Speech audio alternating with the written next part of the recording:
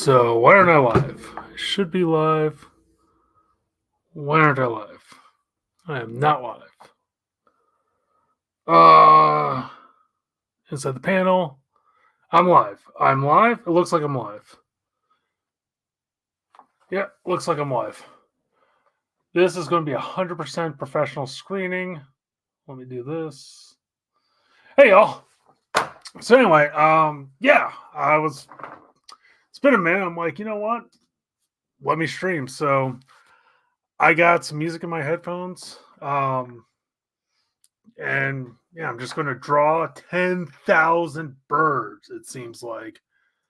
So if you got any questions, I got the chat right up here so I can just look up here and see. Yeah, I get like, I don't know. I get everyone's a little bit busy, but if you say you're going to be somewhere at a certain time, you need to be live. That sounds terrible. All right. So how's everyone doing tonight? And by the way, I guess I'll do this.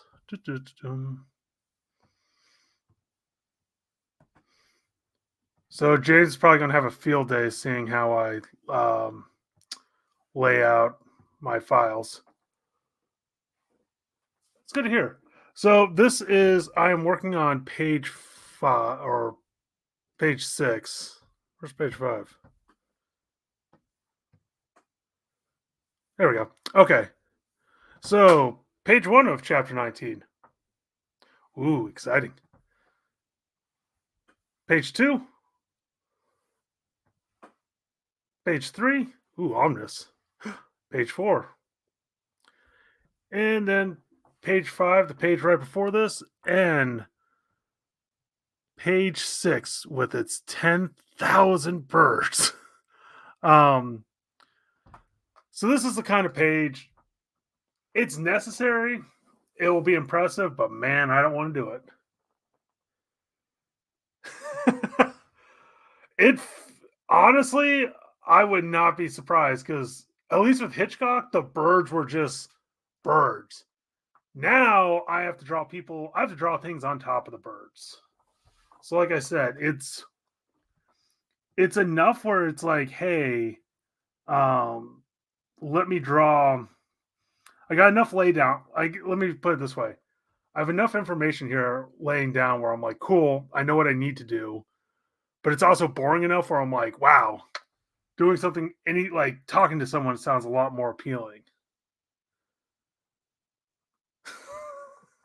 Shut up, Tyler. 10,000 per. Wait a minute. Well, I guess let me see. Oh yeah, that's you know what? We're not clicking on that again. That was a mistake. Because part of me's like, I should see if I could bring up the chat, but then you see that mess.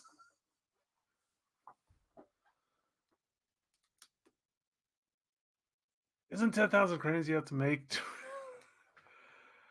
What would you do, Joe? Yeah, right?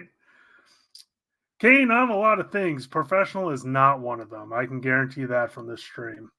Um, so our heroes, like, there's the harpies and the minotaurs.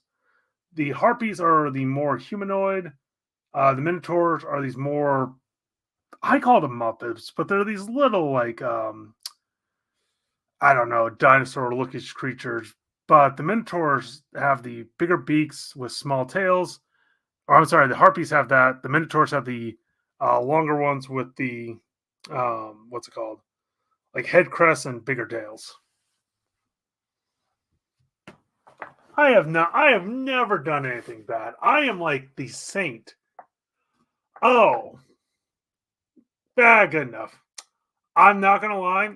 I set up my giant light and I forgot to turn on my giant light, but I think I'm good enough.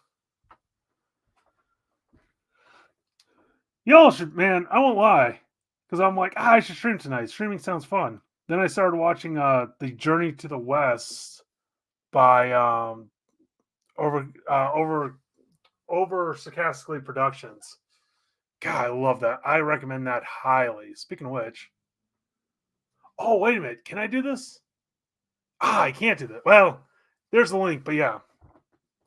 So anyway, what y'all want to chat about? Because I'm kind of a pseudo open book. Certain things I will say no to, especially anything with a job, like day job. I don't want to get into that. But anything else, I'm pretty much open to. Except for James. James knows too much and he'll ask too weird of questions. Yes, I'm calling you out on that.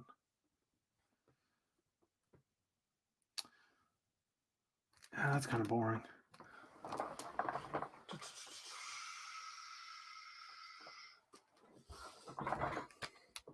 So, like I said, because I have to draw 10,000 people reference.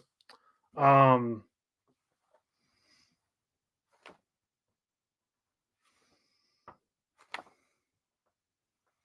so I get these reference books are from Japan.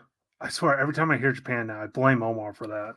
But what's cool is it's literally just like 1,000 photos.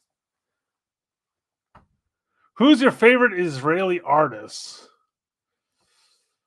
Well, the problem with that question is that requires me to remember the songs Bar sent to me, and I don't remember the songs Bar sent to me. I listened to them, but none of them gripped me enough to listen. So, oh my gosh, is Bar my favorite Israeli like artist because she's technically a YouTuber? Ugh, ugh. That's where we are in life, are we? Have you seen Saltburn? I have not seen Saltburn. I am terrible about that. I've been watching like Rick and Morty on the background. So basically, like, kind of what I'm doing now, it's like I'll draw and then have something in the background. And it was a JLU or a Superman, then I really wanted to watch it. So I kind of, if I really want to watch something, I'll give myself like, I don't know, half an hour or something at dinner and watch it. But most of the times it's like I kind of end up drawing or reading. And then Kane with the ever old question, what inspired me to start drawing comics? The simple answer, I couldn't read. That's actually not a joke. I could not read at my grade level until about the 7th grade. So when I was a kid, like I love cartoons, which most people did. Also, audio, everything's okay, right? You can all can hear me. Um, but anyway, so when I was a kid, yeah, couldn't read. Love cartoons, and then I remember like I had to get put into the special ed when I was like in 1st grade. And the fun thing with the special education program in America, it's not really designed to help you learn because schools make more money per kid in special ed. Um, completely. This is actually my real setup, Torsten, because I actually have my mic out. But anyway, back to sad story. So, just feeling defeated, like I could not understand this whole, I don't know, symbols known as words. And then one day I came home and my sister was painting this painting, which as an artist and an adult, it's not that great. It's pretty atrocious. But at the time, as a child, I'm like, oh, this is magical. Because I'm not joking, it was the moon sitting in a like cafe kind of table in a corner, a black and white checker floor that rippled like the ocean with a fish coming out of it. And then, no, I'm sorry, the sun was sitting in that chair, and then the moon was setting outside. So it's one of these weird, not abstraction, but definitely like surrealist kind of things. And my sister went to college, became a much better artist. So this was like, I'm not trying to say this, I'm just saying like in hindsight, but as a child, this was the coolest thing ever because I'm like, this is a complex thing that I understood like that. So I wanted to draw cartoons. The problem was you have to you had to be able to draw realistic humans, which I thought was going to be impossible. I laugh about that because I need to get back on that. That's with life drawing, that's good practice. Like that's something every artist should do. But then the other problem was so there's keyframes and in-betweens, in case you don't know, the old school traditional way of doing animation. Keyframes are like, so let's say you're doing like a pose from here to here. This is one frame, this is 2 frames. The in-betweens are everything kind of, literally in between. I thought, and it might have been like this way back in the day with like Looney Tunes. I thought it was one person who did like everything. Scared me half to death. I was like, holy shit, like, no, that doesn't sound fun at all. So all of a sudden, I started getting into comics, especially Calvin Hobbes. And it's the kind of thing, because truthfully, it's like, I love comics, but I love telling stories more. And comics seem to be the best way to do that, where it's like, oh man, I don't have to ask for permission. I don't have to, get people. It's just like, okay, let me put down my idea and with drawings. So hence why, like, I don't know. You know what? I'm going to get on my high. I can get on my high horse. Let's get on a high horse, shall we? The queen is here. Didn't I ban Hannah? So here's the cool thing. Where was it? Oh, my high horse. Yes. Scatterbrain. Okay, right. Don't get me wrong. I get why people are like, oh, this writer, and writers are important. But man, it drives me nuts when artists gets like no credits. Because look, here, let me bring it out. You're not wrong, Hannah. So the way I do my comic, in case anyone's curious, I do off of OneNote and literally do like a page per, thing. So like this page, who stands, and I'll separate like heartbeat, like down here's where I do the dialogue. I don't know. This took me a couple minutes to to write up. This is taking me so much longer. Because you guys are on, this is the third pencil pass. So if you can see here, that's like really, really faint back here, like that ish. That was the first pass, then the second. So what I'll do is I'll lower and this was me accidentally drawing on the wrong layer, but I'll lower the opacity, draw on a new layer, and go from there. And it's kind of thing, once I'm happy with that, smush them together, then ink on top of it, or probably do another layer of pencils and then ink on it. So you kind of get the idea. So this one, like I said, this time around, I'm more roughing in the ideas than trying to complete anything.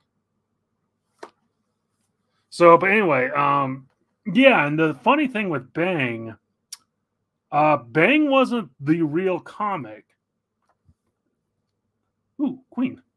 So I used to work in security, and the cool thing about that job, like, man, I wish I got that job earlier in life. Because the cool thing with that job was if there was no one around or I wasn't busy, it was literally, hey, I could draw.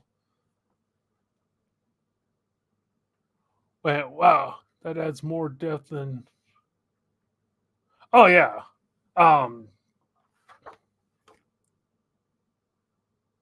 Oh, gotcha. No, and it's the kind of thing. Sorry, I'm reading the chat while doing this. If I'm doing I am doing some loose perspective, which anything. Yeah, I'm kind of fudging perspective here, which I can kind of get away with. Speaking of which, though, I think thanks for kind of calling me out on this. I think I need to add make some more definitive choices with this one. But anyway, where was I? Oh, so with the security job, as long as no one was around. Fuck you, Hannah. Can I ban? Oof. I might show you. I might ban Hannah tonight. Fucking A. Anyway, as long as no one was at the job, I could draw. So I was working on my real comic, which is called Unprofessional. The problem is they discovered I could talk, and I'll be honest with y'all, it's also because I hate to say this. It's also because I was white, because it was an older neighborhood and there were X amount of people who were kind of racist. So they're like, Josh can talk and he's white, so let's put him on first shift. And that was the last thing I wanted. I'm not a morning person. So all of a sudden it's like, okay. I got some time when no one's around, especially at 7 a.m. or on Sundays. Sundays are the best because it's either people have church or they don't want to go out. No one's coming in at like 9 a.m. on a Sunday. So it's like, okay, let me find something to draw. So I kind of originally the idea was to do like character designs with this and then move on to something else. But had a lot of fun with the character designs. So I was like, let me draw a couple pages. A couple pages led into a whole issue. A whole issue led into a couple issues. And somehow I am now to a army of women on top of birds fighting Muppet dinosaurs. So that's what you're in here for. Man, I'm going to have to find Torsten too. I like how the stream has just turned into, it's like, you know what, Josh? Yeah, Josh does look like every mall security guard I've ever seen. At least Omar gets in. At least he gets money with his insults. I just get insults.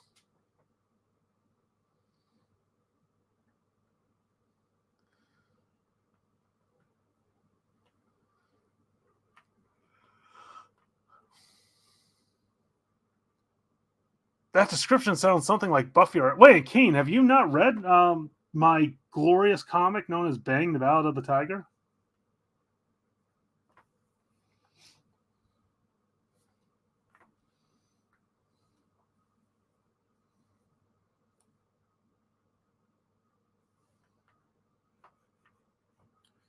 Okay, there's that. Let's throw a writer.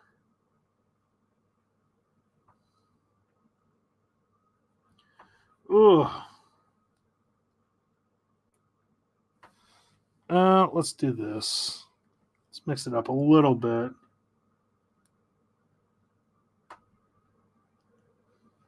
Oh, if you look at the thumbnail I posted for this, so most times the other thing I try to do, it's like this is like the I'll do this. Whoop. Whoop. So this is like my first layer. Hell. Let me draw something really quick. So this is kind of like the first layer. Usually I'm not this precise with the first layer. Ooh, first layer. Then it's the kind of thing I'll move into this layer with a smaller pencil. Yep. Do that quite a bit. This is where I try to like, let me really nail down. This is kind of where I'm at right now with the drawing, where it's like, let me really try to get like proportions right.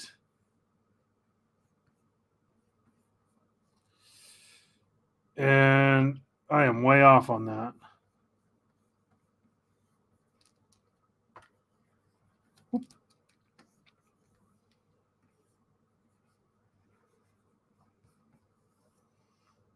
So then I'll do that. Then this is kind of, ideally, this should be the final layer. Granted, I'd do it with a smaller pencil. I did it again.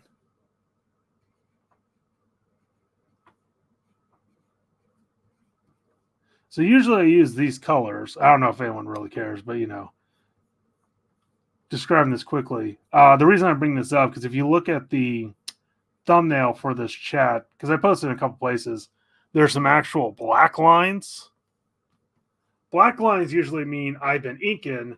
I realize I royally screwed up, so that's me trying to fix something. So let's see what insults I have coming back here. I got 10 people watching. That's more than usual. Okay. Hope you noticed that Bang was on my shelf. Yep, I did. And honestly, like, jokes aside, anyone who has bought this little book, I appreciate you all so much, because man, it's like there's so many hours worth of work to go into just getting that printed. Not just like, there's the drawing, the creating, but just double checking everything and making sure everything was perfect. So anyone who buys that book, you are one of my favorite people. I could draw Hannah, but one, the sooner I get done with these 1,000 birds, I can draw murderous lizard Hannah eating humans. Let's see. Howdy, brother. Josh, what pencils do you use? So this is all under Clip Studio Paint. I downloaded this one brush called... So this Horace Big like Burr. I start off with this guy right here, Torsten, because you can kind of see it's like you can see how big that guy is. Then the next layer, I'll go down to a smaller one. So I'll either go down to this Horson or this rough pencil. Here, that's the Horson. That's the rough. And then the final one is one I made called Great House Pencil, which is a more fine line.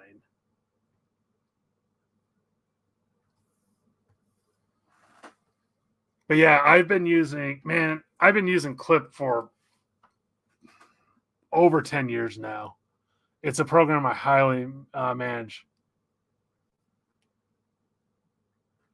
Abby she's a little sulky. She's at my feet. She's getting older.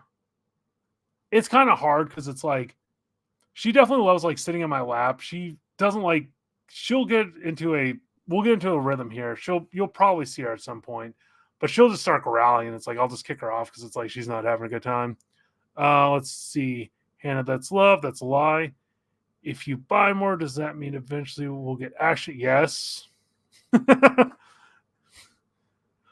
Jokes aside, like Marvel and DC, you can kind of wait on the book because it's like, there's a good chance they'll come back in print, especially like a Spider-Man or the major titles.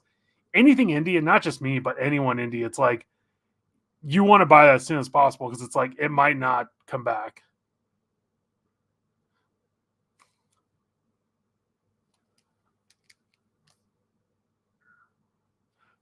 Oh, well, I mean, yeah, because I'm using... okay. Torsten, Mister, I want to know what you use. I'm missing some pencils. There they are. Okay. So from Jet Pen, I got these things called Eno, E-N-O. They're different colored lead. So it's the same kind of principle. Like I'll start off with this blue and then go into this purple. Then I also use a lead holder, which has a 2B. So these things are great. I recommend them highly. Oh, yeah. Honestly, like one of the best parts about my job, because I work remote, is I work at home. So it's like, it went from like Abby having to spend anywhere from like 10 or so hours alone to like, it's rare for me, like most days, it's like maybe an hour or two I don't spend with her if I'm running errands or something. But yeah. Top 5 favorite manga. Okay. Berserk, but I'm putting a caveat on this. I love Berserk. I wouldn't mind doing a stream chatting about Berserk. I don't like talking about Berserk that much because everyone talks about Berserk.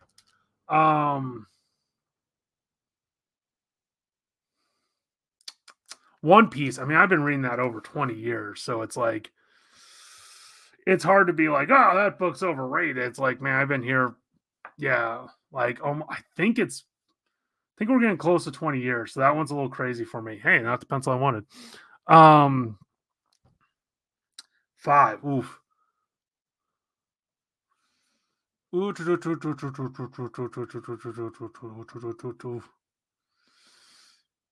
had... Oh my goddess. I haven't read all of it, but man, that's one I love because that's one of those, it's like, I gotta stop everything to read that. So that's 3. Oh my goddess.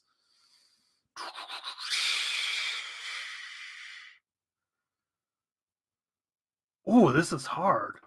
I guess the problem is because I'm trying to think of like the definitive 5. Maison Kuko sucks. That's like one of her worst ones. I'm sorry, but that book just is terrible.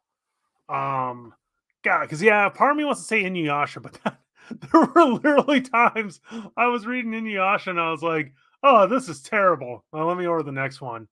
Dragon Ball, definitely Dragon Ball, especially because So what's fun is this palette of mine I got from Dragon Ball's limited color palette that he would do in that. So uh my dress up darling, like I'm liking my dress up darling. I don't know if it's one of my favorites because it's just like it's curious how they'll get with the ending. Like it's the problem with a lot of romance novels. I actually do enjoy romance, but it feels like the initial it's like, ah, this is exciting.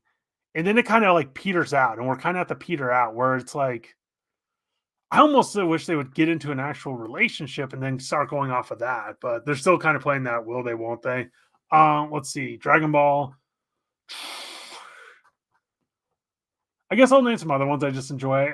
Gunsmith Cat's definitely up there, especially. Oh, Lone Wolf and Cub. That one is amazing. Never okay. Blam and Gant. Not the biggest fan of the art style, so I need to read it. I need to give it a chance. Never read Trigun. Love to. I'm a huge fan of the creator, especially because like Gungrave. I love that. Like I love his art style. So and I love the anime. So I'm really hoping like because I'm excited to get that deluxe. Which man, I hate that Right Stuff is closed because like I want to get more Black Lagoon, and it's like there's not just an easy way to buy all those. Elfenlied, I remember seeing that, and no. um, Here's another fun one. I love Yu Yu Hakusho the anime, one of my favorites. Try to read the manga, and I'm like, this art is terrible. And yeah, I'm a art snob because originally the idea for this channel, if you go and look at some of the old videos, I need to do more, but it was kind of like, oh, let me look at panels or talk about like things I like to see in art. Because, like I said, I feel like a lot of times, back to my soapbox, um, writers get way too much credit, and I say that because, like, uh, I could be saying this wrong, but Torsten or Torsten, because I think you got to reverse the O and the U when you say her name. But like, someone asked her, it's like, "Oh, did you recommend a variant cover when the artist did?" And it's like, dude, at what point do you think like the artist is smart enough to actually do something? Like, ugh. I blame Alan Moore. I honestly do because I feel like everyone assumes like, oh, Alan, because Alan Moore scripts are so detailed, and it's just the artist channeling what the writer wrote. It's like, come on, y'all, give someone a piece.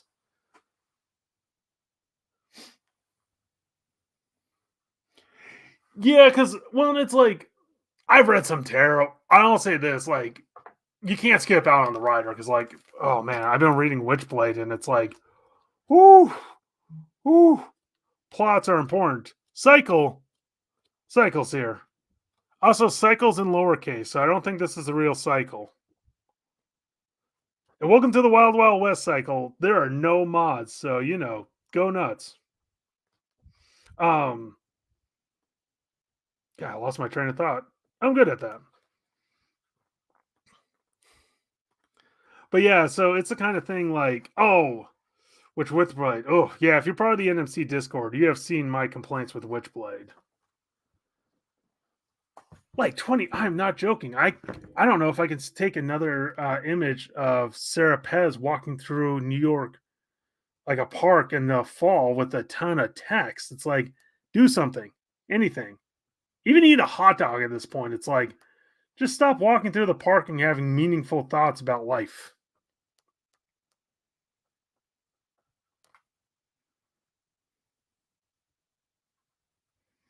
Yeah, I'm not liking that post.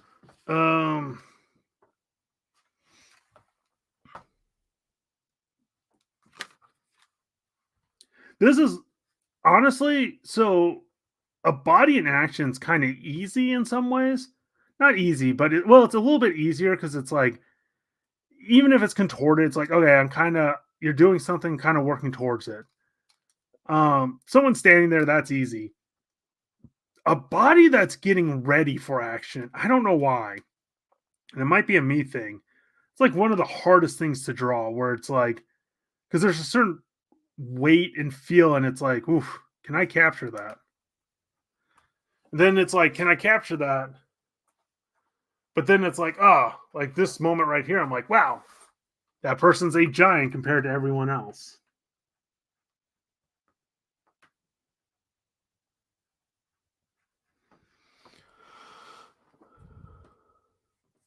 I don't know Spanish. I'm not the leading Hispanic.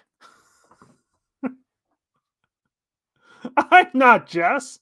I'm not Omar. Oh, great. They're all speak. The stream might be 30 minutes if it's nothing but Spanish.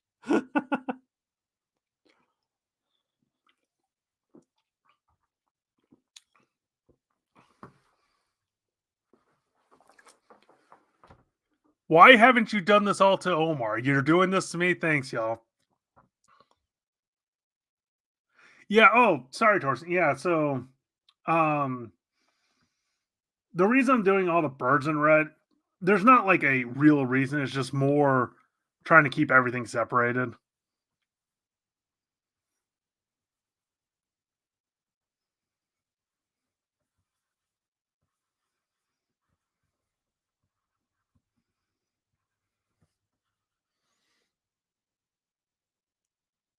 You all know I don't. Oh my gosh. So, what's a topic I can get myself canceled just to get out of here soon? To someone's point earlier, I didn't even notice. Like, I knew the cast switch with Rick and Morty. I didn't even know this change. It wasn't like, oh my gosh. Yeah, I won't lie, Torsten, because there have been so many times I'll draw something, then like the next day I'm like, I can't tell what this is, so let's change it slightly. And the problem with this page, because I got let's do this.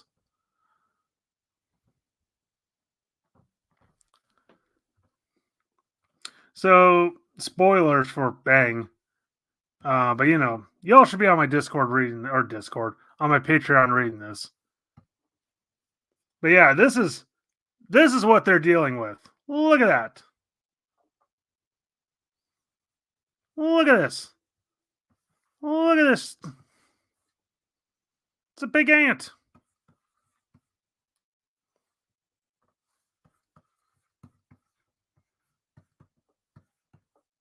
Actually, that's wrong. That's right. See, I'll say this. I might not have the best stream, but at least I can be slightly entertaining with the drawings.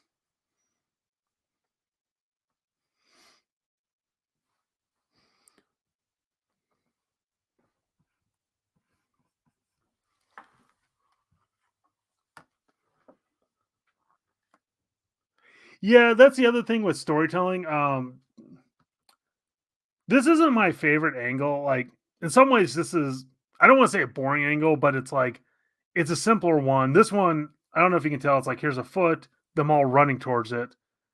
Then this one's like more the action. So it kind of depends on the angle where it's like, I think, hopefully you can kind of see what's going on. I think this one will probably work a little bit better once it's inked. We'll see. Hopefully it kind of comes together. But yeah, this one is one of these like when you need clear action, it's like, okay, let me separate this out. So another way I get all my reference is via Pinterest. So that's why I'm pulling out my phone right now. Because I literally have.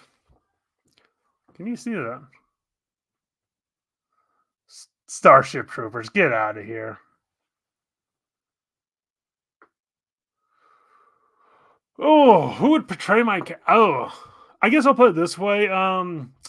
Steve, if I could pick a studio, like off the bat, part of me would love Madhouse, but like I think my first choice would be Studio Trigger, just because I love their work. And especially I think it would be fun for like movement. Directors, because it's not technically a studio, but Genji Tartakovsky would definitely, because I'm a huge fan of his, and especially I was about to say, because like, oh, also, here's the dialogue. I always keep it kind of in this folder so I can kind of bring it up, bring it out. But yeah, I literally try to let the art do the storytelling. I guess let me Let me go back. So I'll make the panels first, then I'll do the lettering. Face, get out of here. Um, you can see this line here. Let me close this. This line right here. This is what's known as the bleed. So the idea is this is like you don't want to put anything important right here.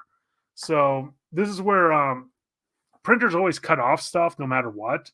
So it's like, okay, you don't want to put any text right here because it will get cut off. So then I do the text, then I do the penciling, and then inking, and then coloring. So as you can see, and I stole this trick from Frank Miller's The Dark Knight. Every page starts and ends with a panel going into another one. So, wait a minute. What do you mean you wonder where the harpy idea came from? You're on my Patreon. You should be reading what I write. How dare you, sir? So the harpies. So with Bang, here's where it gets a little interesting. That's a word. Um, so with Bang, like I know where the ending is. I know where major story beats are. And when I say major, like there's a handful of them. And we're about to get like the first major one soon. And then I have minor things. I have things kind of in between the road. But boo, Hannah. It's only been 36 minutes. Honestly, though, night, Hannah. And I'm glad, like I said, I'm glad you joined. Hopefully, I'll try to do some more middle of the day, like, I don't know, on Sunday. Yeah, take care of the lamp. We all like that boy. Anyway, so with the harpies, the original idea was like, oh, okay, what if well, a friend of mine made a leather, she does leather working, and she made this like bird armor outfit. And I thought it was like really cool, especially way um do I have that photo? Let me see if I can. I'll talk while I look for this photo real quickly. Anyway, so I always like the design of the birds. I'm like, oh, that's really cool. So then it was like, and I always am a fan of the terror birds, which are these giant like after the dinosaurs, before the ice age, like the only time in history that birds were the dominating force on the planet, like the alpha predators. That was the terror birds, like for I think like a few 100,000 years, like in the grand scheme of things, wasn't a long time. But anyway, I always like the design of the terror birds and even the name terror birds. I'm like, that's how you name a prehistoric animal. Yeah, I don't think I can. I don't know where that image is anyway, so I can't show it right away.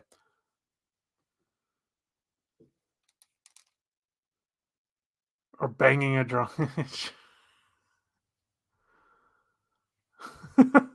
Good old bunks here. Anyway, so the idea was, I'm like, oh, I'll have them kidnap Bang, and then she'll get out of the group will come and save her, and she'll get out of this. Well, one, like Eddie's been kidnapped a lot, and it was one of those. I'm like, yeah, this feels a little like I don't know. I don't like the idea of like.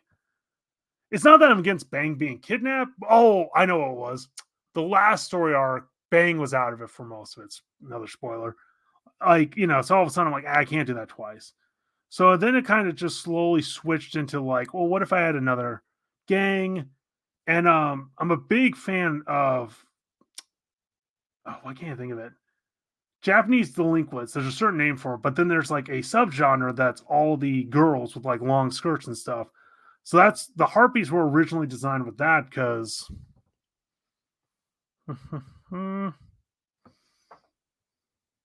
so the fun thing with the harpies, harpies are like they're women, human women. Yeah, there's a nipple, by the way. But the only thing that they have to have, what? Oh, it's locked. They have to have this bandana. So that's what, like, no matter the armor, whatever, go nuts. But they have to have the bandana. Where the other guys, the Minotaurs are. Let me just bring one up.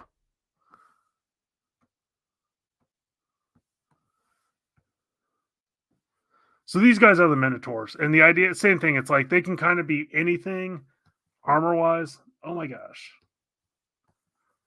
As long as this creature that's this kind of like dinosaur shape, because like that is the basic design of them right there. So yeah, I gotta make sure I don't save any of these pages where it's like, why did I draw on top of this? Oh my gosh. Um so yeah, then I won't give it away yet because I there's a story for the Patreon that explains where these this ant came from. Because but slight spoiler, the idea came from mishearing a friend. And that's how we got this thing. So it's like, okay. And that's the thing, like, I know a lot of people like to ask, like, oh, where does ideas come from? One, it's like you gather ingredients throughout your life. It's like, oh, Torsten, layer upon layers. I'm drawing on top of some of these layers. Like, yeah, literally, there were some I'm just drawing straight on top of the layer. So, no. Also, the reason I use Dropbox is because it has a save a or previous version. So it's like, anyway, we're little. Oh, like, the age old question, where do you get your ideas from? You kind of gather ingredients, you read stuff, you get, it's like, this would be cool, or I like this. Then it's the kind of thing, at least for me, I constantly like daydream to the point where I'm like, well, let me, it's like, because I'll kind of run through like what I want. Like with Bang, I'm like, oh, should I do it this way or should I do it that way? And there are times I'm like, I should do it this way. Then it's like, well, wait a minute, that seems, especially if it's too on the nose or too predictable, where I'm like, yeah, that seems like the obvious answer. Let's mix it up. Let's try changing things around. Because honestly, like with Yasmin and Eddie, I didn't think they would be fighting this soon. Because I was like, I'll get to that eventually. And then all of a sudden, it kind of reared its head, and I'm like, this would be a good time to introduce this. So here we are, and that's definitely changed a lot of a lot of things. Not plans, but definitely changed the relationship. Where I'm like, okay,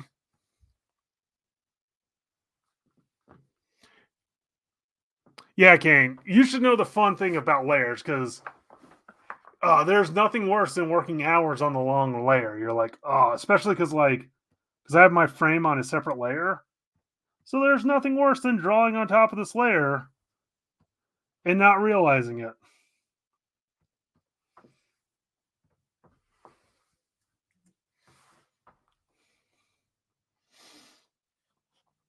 Man, where are we up to now? Because I have a thing blocking. 8 people. Hannah left. Who was the other person that left? Wait a minute. 3 people have left. How dare they? Monsters. Need to hunt them down. Actually, I was happy. I won't lie. Part of me is like, there's a good chance it's going to be like me and James tonight.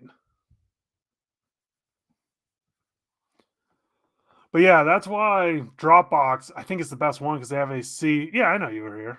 Save previous. Oh, yeah. I don't feel like I'm a real streamer yet because Cycle hasn't yelled at me. Like, there's certain milestones, and I think Cycle yelling at you is definitely one of the first ones. I don't even think I'm big enough to have set up a mod, which was kind of funny, but let's see. I need to look up ants. I always challenge Cycle. Man, we were talking about Chris Ware, and I'm like, this seems like something Cycle will love.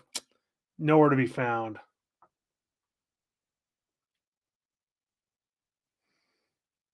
Also, if anyone needs like good monster ideas, like animals are clearly the first place to go, but man, ants.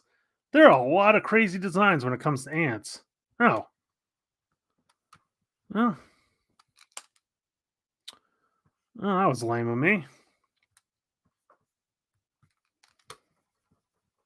Here's the other thing, like it's always kind of funny when people are like, "I don't use reference." It's like, "Cool, I don't know why you're bragging about that." Because like, I don't know what an ant like, I know here's the other weird thing, I know what an ant looks like, but I don't know what an ant looks like at the same time. Completely, like, I didn't know looking at this reference, I'm like, "Oh, there's these cool little things that go into the legs." I was just drawing these, like you saw what I was drawing, these lame looking just tubes, and it's like, "Okay, this is a lot more interesting design. It makes it feel a lot more responsive and alive."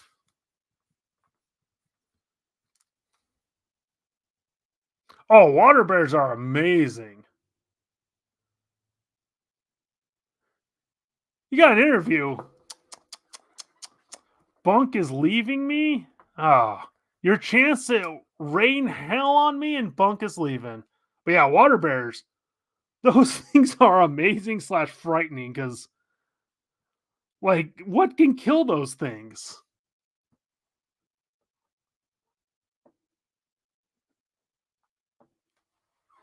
Oh man, there's a whole. It's weird because, especially if you're germophobic, I do not recommend looking it up. But yeah, it's like, and it kind of sucks with Ant Man, especially the quantum universe kind of just failing at it. But it's like, oh man, we have this whole yeah, the microcosm, like the micro world has a lot of cool sci-fi elements. You can't really hear it.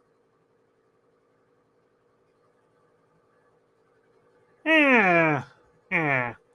Also, how's the noise? Because my heater just kicked on, and I'm willing to freeze for y'all to a point.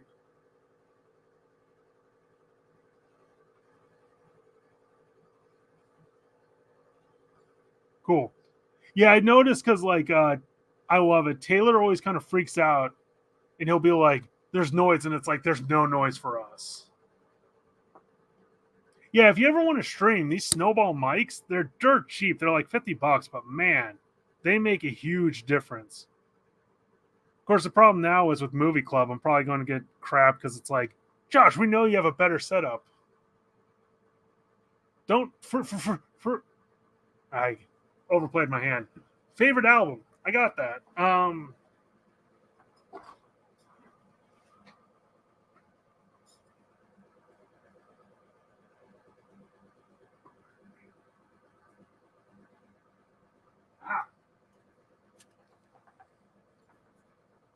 That would be the Gorillas, Cracker Island.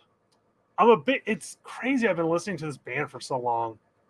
In the eighth grade, I was lucky enough to go to France, which that got put an end to because the next year was 9/11. I don't think they've done that since.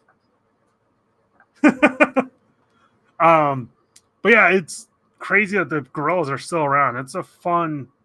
It's not my favorite. I still think like Demon Days is definitely their highlight. Plastic Beach was fun, but this one's a good chill out and enjoy. So in case you don't know, the NNC Discord, man, I'm not gonna lie. I know they're all, like huge fan of Melanie and Omar. I can't praise them enough. That said, it's easy to kind of go like, I don't know, like who wants to pay, for Discord? Truthfully, is like the way I viewed it was just like, oh, I'm part of the Patreon. Let me just join this Discord. I think alone is worth the $5 because there's so many great people, so much fun, so many answers question, so many questions answered words. Um, and then the other fun thing is they will spend your money like there's no tomorrow. Oh man, so I don't know if y'all heard, but it was Ubisoft had the bright idea of saying the quiet part out loud, where it's like, people need to get comfortable not owning their games anymore because everything's going digital. And with digital, you're technically leasing it; you don't own it. But then I listened to a YouTuber and he pointed this out, and it's kind of messed with my head ever since. But he's like, you don't technically own physical games anymore because the game's not on the CD. The CD is now like a device that tells the stream to start downloading it. It's like you still need that internet connection. It's like, oh, like certain Nintendo, especially like Nintendo, you're kind of fine with, but like PlayStation and stuff, and it's like, oh, that's oof. So the only time I'll buy stuff digital, like I do Audible still, but with Audible you can download your stuff and move it into. I can move it into my Dropbox, so it's like that is something I own. But yeah, a lot of digital. Ugh. And I don't say like, because the reason I say that, I think with Volume 2, I'm going to put out a PDF that you can buy for Volume 1 and 2 for a fraction of the price. I might even do like $5. I might make it something dirt cheap. But at the same time, it's like, hey, this is a true PDF you own. It's like you can move it, you can save it, you can copy it, whatever. When I also, no one asked, but it's like I think the other interesting thing that we're getting into. Yeah, it really did. Which like I would say, PS4 games you could still down like I think some of them, but yeah, it's like PlayStation 3. It's crazy because the Switch. There's still games on the Switch, but it's when I bought a Crash 4, which I believe that game is on the Switch, but it's like I still had to like register with Ubisoft online or Activision online. I'm like, why? I'm just trying to play a game. It's like, oh my gosh. Yeah, the size. I'm curious if some of that size is designed. Like, it's the kind of thing, it's like, I feel like, part of game design is getting it down to a certain package. I wonder if someone realized it's like, oh, if we make this over, like, if we make this bloated, um, then it forces them, like, to have to buy from us. Like I said, I think they did a lot of thought into making sure. I don't know, and I sound like tinfoil in some way, but it's like I do think a lot of thought went into physical game, like getting rid of physical games.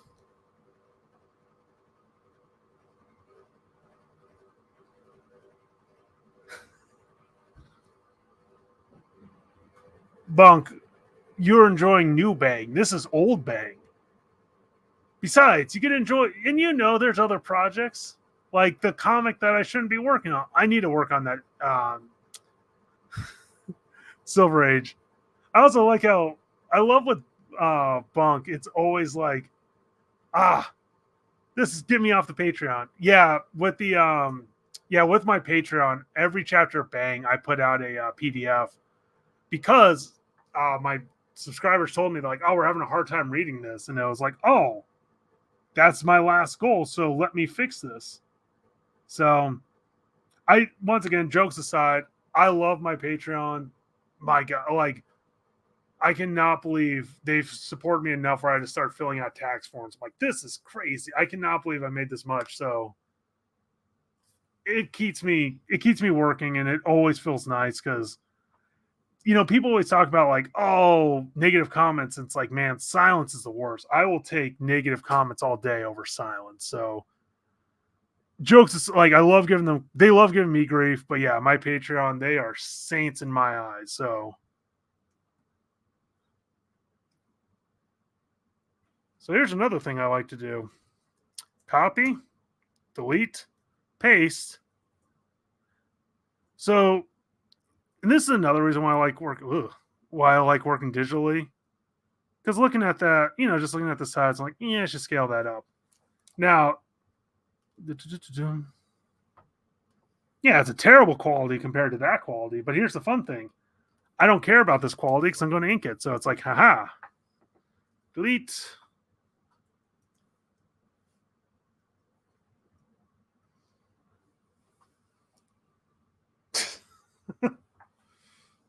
Ugh.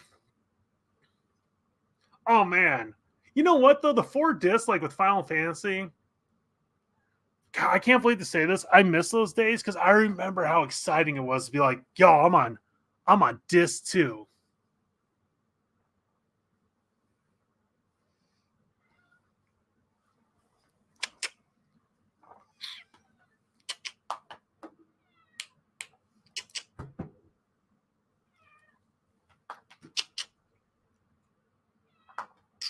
Okay.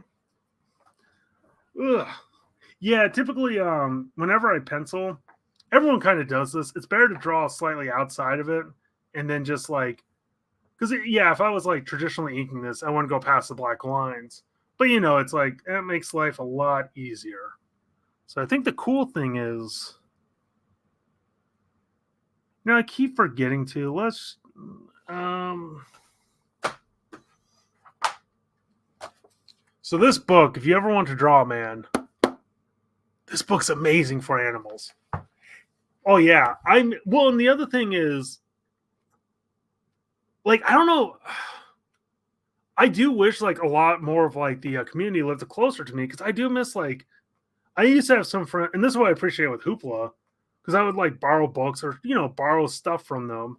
Because there are times it's like you want to try something out, you don't know if you're going to be a giant fan of it, but it just kind of sucks in this digital age, especially when I'm sorry, but when digital costs the same, like even like Comixology or the artist formerly known as Comixology, they'll try to be like, oh, you can buy this like I think it's like a Marvel Masterwork for like $50 digitally instead of the full, and it's like that's still way too much money. Oh, game manual. Oh man, especially hey, my stream, my high, another one of Josh's high horses. So there's a game series called Dragon Quest, which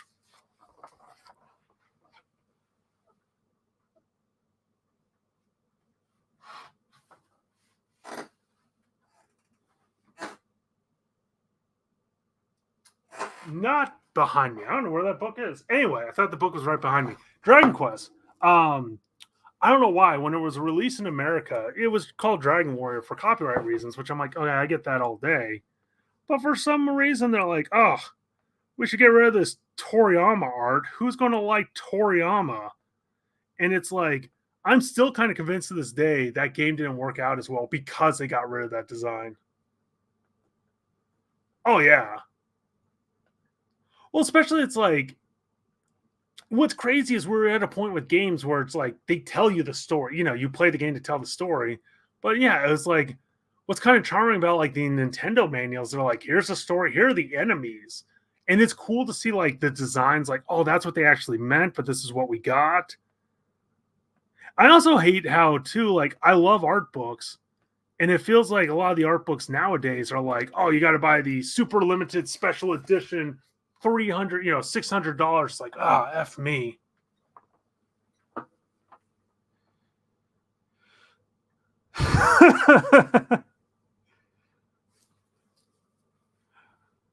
Later, Bunk. I know I do believe everyone agrees with me. It's just more I never hear people talk about it. It always drives me nuts when it's like, why, it's like, why did this fail? I wonder why.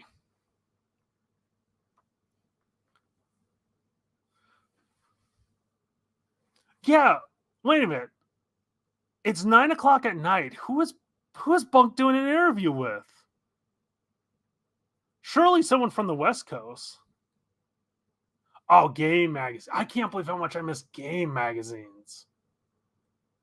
I miss I miss throwaway media.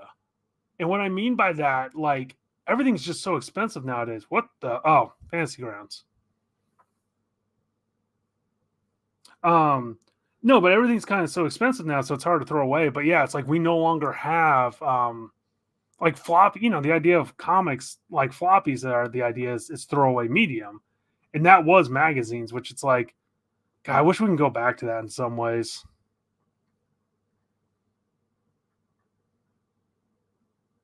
So, never played Legend of Dragoon. Never played Xenogears.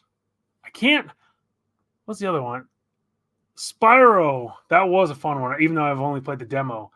I hated Crash for the longest time. I only played Crash 1, and I was terrible at it. I've been playing Crash 4 and enjoying it a lot more, especially the whole getting rid of the lives. Oh no, and I won't lie, like Crash is a beautifully designed game. And I can see like I almost wish I was a better gamer because I'm like, oh, this thing is so cool. I love the art style, I love everything about it. And Kane is about to give me a thumbs down and never come back. Katara, I don't even know that one. Yeah, because for me, like PlayStation was Metal Gear Solid, Final Fantasy, Tony Hawk, like so much Tony Hawk. Katara. I do not know this game. I have never seen this game. Huh. Yeah, I think the other crazy thing is, oh, Rayman was fun. I think the other weird thing for me growing up, like my friends weren't into comics, my friends weren't into anime, and like our video game, like in hindsight, like a lot of them didn't play RPGs. Like I never played Chrono Trigger. Like there's a lot of things I kind of missed out on because I'm like, yeah, I didn't have that one friend or I didn't know about it. Also, like with Chrono Trigger, love that game. I think it's one of the best. I really would love a newer version of that. Even with the Toriyama art, that's still not the best piece. Jess. Oh, Jess. The shoe's on the other foot. I could technically ban you. Look at these nerds. Uh, I'm assuming you all are, but if you're not, just what some channels y'all need to sub to? Near mint condition, near mint condition, near mint condition, and I guess Omnidog's Vault.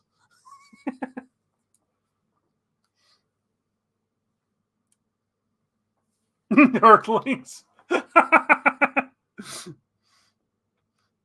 Also, like that movie has not aged well, but god damn it, Revenge of the Nerds, the whole nerds, one of the best parts.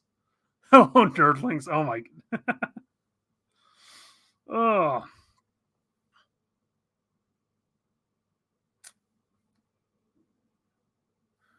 1, 2, 3, 4, 5, 6, 7, 8, 9, 10, 11, 12, 13, 14, 15, 16, 17, 18, 19, 20. 1, 2, 3, 4, 5, 6, 7, 8, 9, 30. 1, 2, 3, 4, 5, 6, 7, 8, 9. Oh my gosh, there's like 50 figures on this, and that's not including the small figures on top of the birds. Ugh, why do I do this? I make terrible choices. Oh man. Where's your volume? Man, I am still I got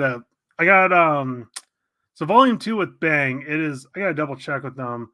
I have some friends double checking the copy because I don't care. Like, and don't get me wrong, Melanie is a fantastic editor, helps me so much. She is a saint. She really is.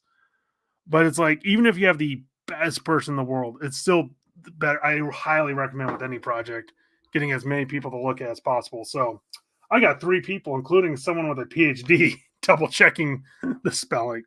So volume 2 right now is making sure all the copies right. Oh yeah, and the funny thing is, I love Omar, but Melanie's the reason why I joined the Patreon and subscribed to the channel. It's never been Omar.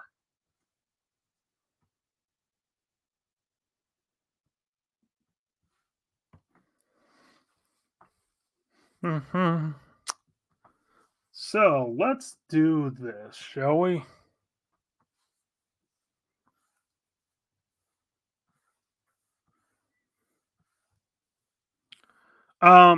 So this shot's a little technical, and I am laying down the cheapest, dirtiest perspective grid.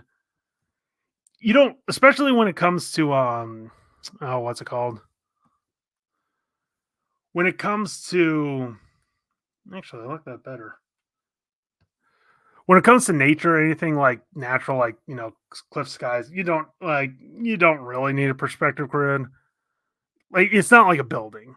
But what's nice about throwing that in there is it kind of tells you what everything looks like in 3D. So it's like, okay.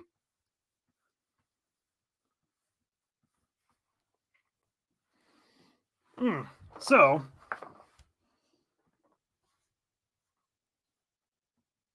also another thing with working with Bang, I used to pick like random numbers, for my opacity or whatever. With Bang, one of the rules are like do it by like 20, 75, 50, 25, especially with coloring. And man, it's made a big difference. Crazy to say. And let me noodle that a little bit. So, trying to draw a bird's foot. Yeah, other streams have Salma Hayek and exciting things, but this stream, oh, we got bird's feet. And yes, I am looking up how to draw bird's feet because I have no idea what that is. Ugh. But man, I miss the days of the PS1. That was such a great system. Can I get a certain peak of a lobster?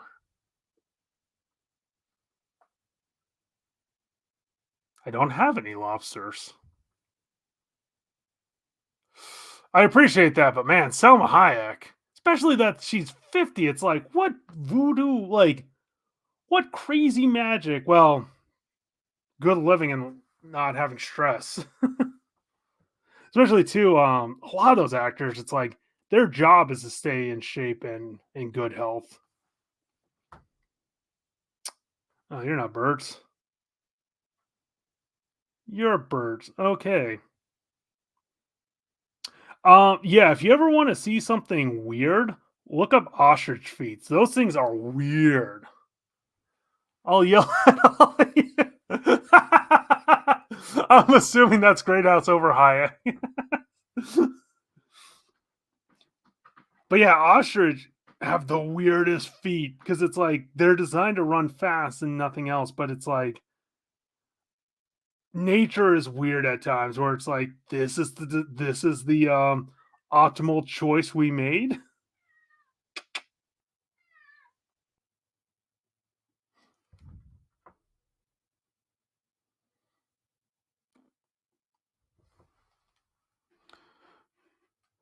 Um, I don't think goiter's that important because no one has sent it to me.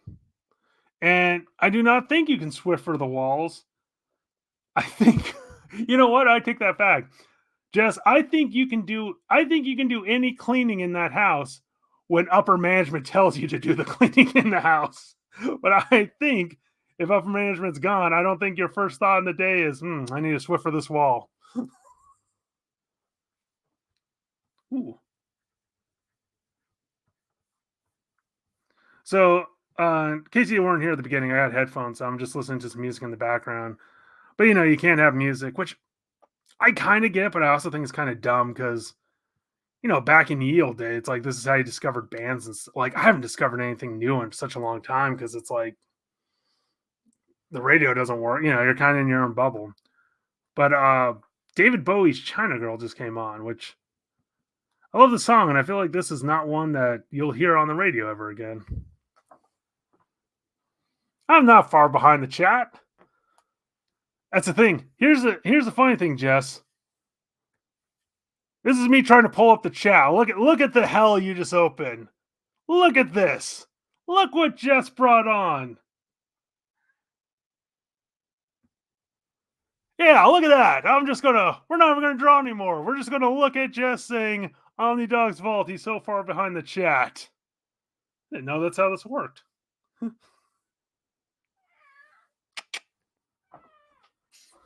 Come here.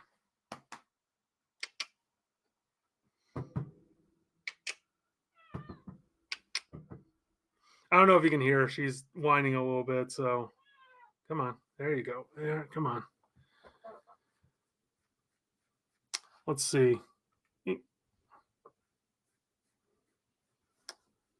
hate this delay because let's see if you can see her. Yep, there's my girl.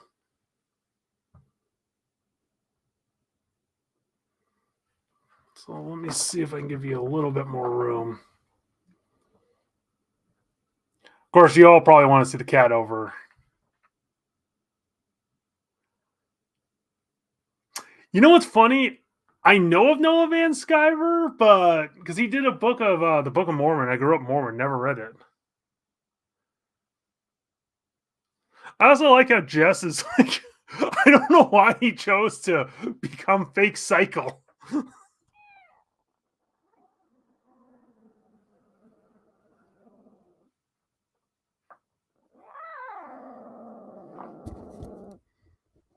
Can you hear that?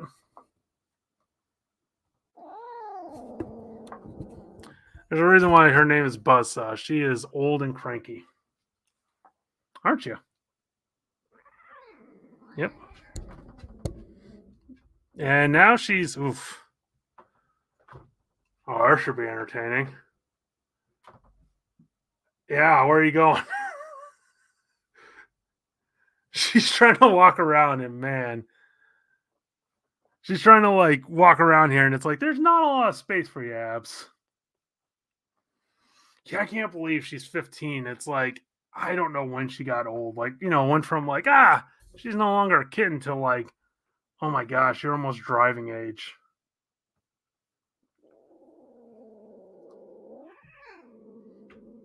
Also, it's crazy. And I'm keeping an eye on this, and I don't know. It's like maybe, unfortunately, Abby might miss this, but apparently in Japan, they developed a drug that removes um, kidney infections from cats, which is like the number one killer.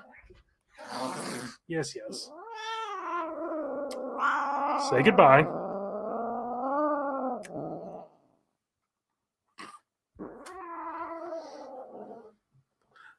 On the cartoon.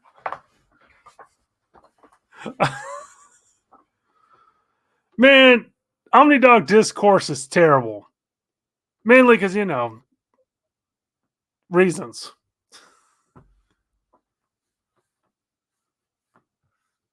I also like how Jess is in here being like, Omnicord Discord. I remember when he was like, I don't know about this. This sounds like socializing. Anyway, but yeah, they found a way to remove um the kidney disease in cats. So one of the side effects are they live to be 30 now. Like, I don't know how true it is. Like, you gotta wait and see, but it's like if that is the case, it's like, oh my gosh, that is going to be crazy. Especially if all of a sudden like cats turn into parrots, where it's like there's a good chance your grandkids are going to have to take care of this thing.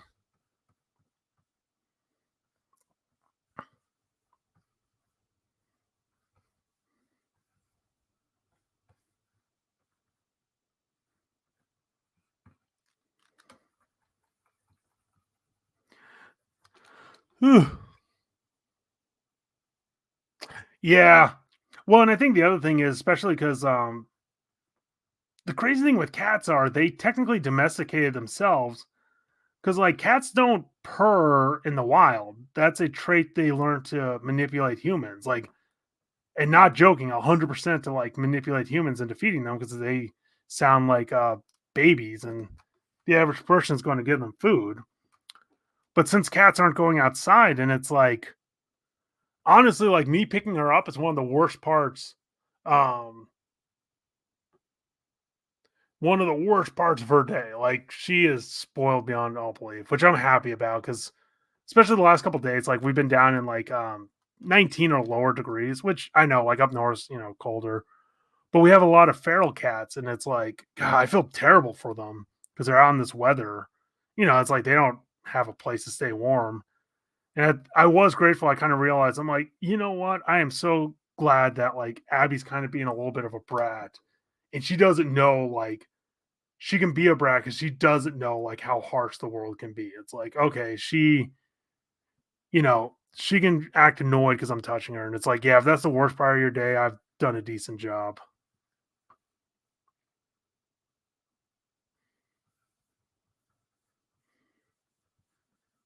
Also, okay, wait a minute. If Jess is playing Cycle, I demand a stack of weird free comics. And yeah, wait a minute, Jess. If you're playing Cycle, where's my meal? Where's my random food showing up on my doorstep?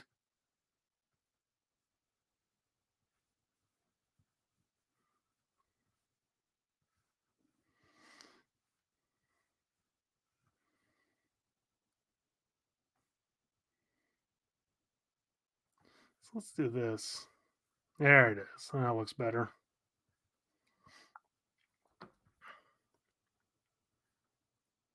It'd probably look better too.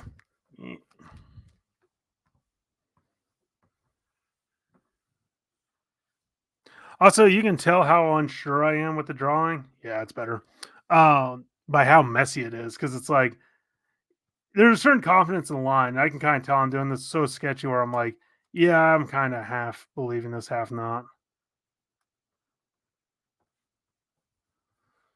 So you're going to create a comic about a fantasy and have two biker gangs full of birds. It's like, nah, I don't. That's crazy talk.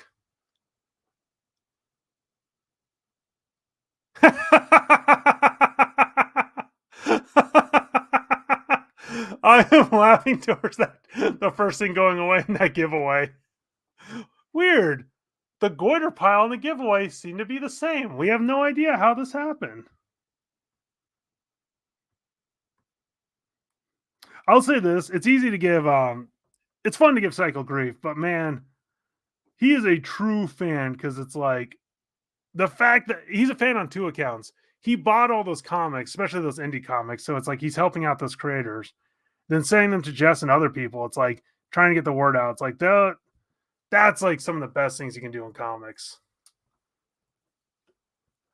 I'm not arguing with you, Steve, especially man, that collection was way too much money when they're like $500. It's like, ooh, I was thinking more 50. Because I'm supposed to get Poison Elves, I think the end of next month.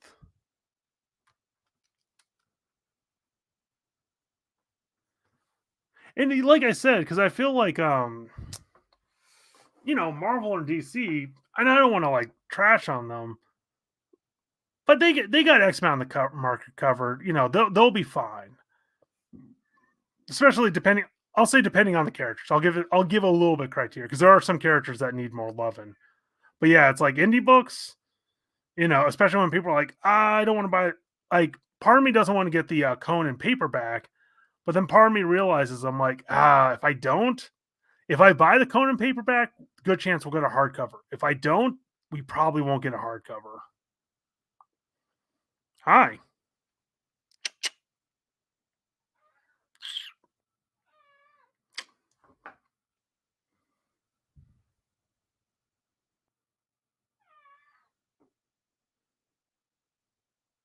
Yeah, and I feel like with Cherry, part of it's the novelty because like I can't think of any of them. I wish because I miss out on them when they did.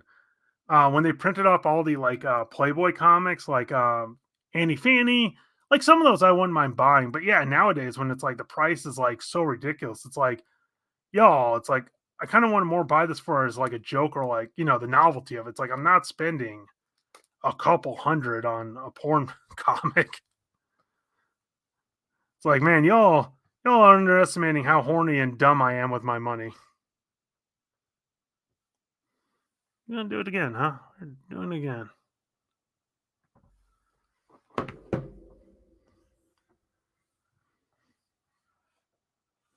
I won't lie. I do feel like Kickstarters though, they have gone kind of crazy with some of their stuff because it feels like it's like cool. Oh, I love this artist. I would love to buy this, 40-page book, $60 plus shipping. It's like, what the hell?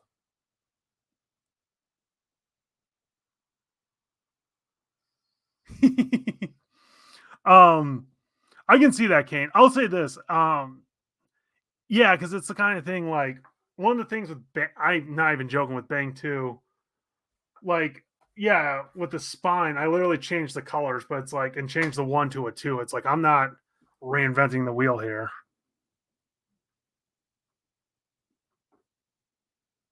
I don't even know what Genesis is, so good for you. Yeah, because Kane, what's crazy is I don't know if you know the company Kodansha. They're one of the they're technically like the second largest manga publishers in the world. They own Akira and all this stuff, but they have a universal rule not to change the spines or the company logos. So, like, if something started printing like back in 1990, they use that logo from 1990. So it is like they are so dedicated where they're like, cool, we are not changing. It's like even though this came out last year, it's using the same design and logo.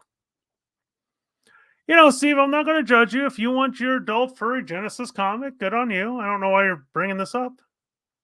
Um, Man, I'll say this. I'm not a furry.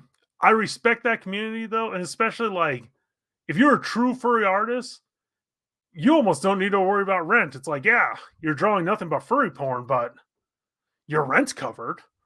Like that's the price. No, I said I enjoy. I said I'm not that dumb for adult horny comics.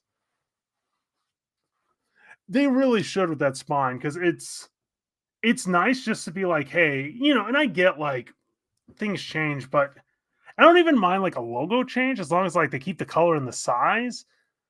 But it does feel like it, especially when like they switch the files. I think that one, it's like that's just kind of lazy. It's like, of course, I'm jinxing myself now to be like, eh. So, fun fact: I hated Tokyo Ghost. Just like I think it was like I don't want to say like too raunchy. Like part of it was how raunchy it was. It's just I don't know the characters and everything about it. I was like, oh, I could not wait to get done with that book. And I'm like, yep, I'm good. And I love Sean Gordon Murphy. I also love Sean Gordon Murphy when other people are writing him because, granted, this is on the internet now. I can get in trouble, but I'm not the biggest fan of his writing, especially because I feel like he goes on and on. It's like he could really use an editor to trim down and be like, "Hey, this is too much." And I think part of man, we're scatterballing here.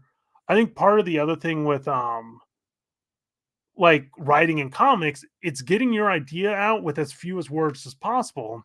So a lot of these writers, it's like, okay, look, if you want to write this much, go into prose. Like, I'm sorry, but it's like at this point, it's like go into prose because it's like, especially, ah, why not? Let's cause some real controversy. We're all friends here for now. I love Supergirl World of Girl, yeah, Woman of Tomorrow. Sorry, Supergirl Woman of Tomorrow. That art was brilliant, but there were so many times where I'm like, I could use a whole lot less text here. See, I didn't like his White Knight either. I'm like, yeah. See, it's forced in your collection. Wait a minute, it's forced in your collection, but you still have it.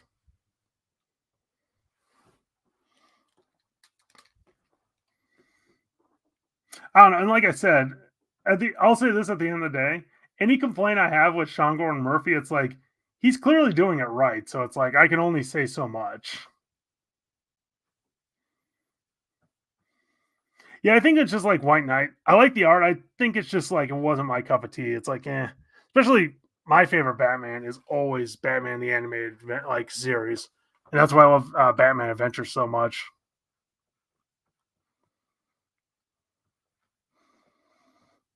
Here's the other fun thing about drawing 1,000 birds. Ah, I joke. 500 birds. It's like, man, how many different ways can I draw this beak and still make it look like the same species?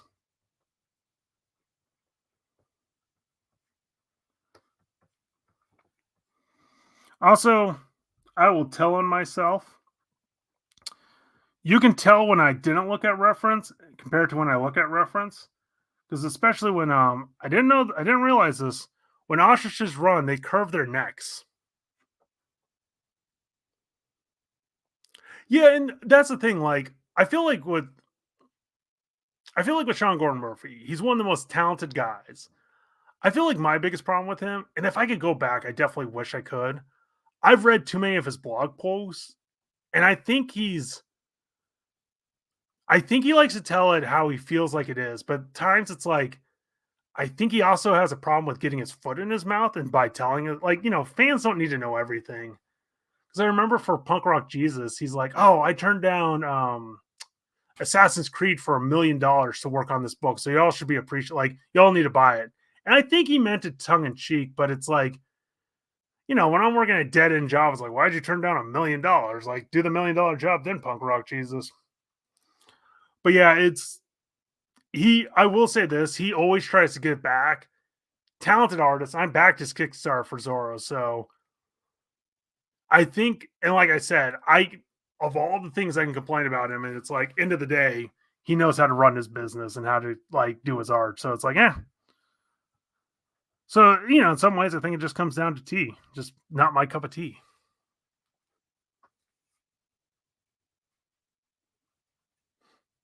Steven, I think you love Genesis. It's cool. It's cool, man. You're excited to have that. You don't have to feel shame if you want to be like, guys, I got this furry collection I want to share. You can share it, man.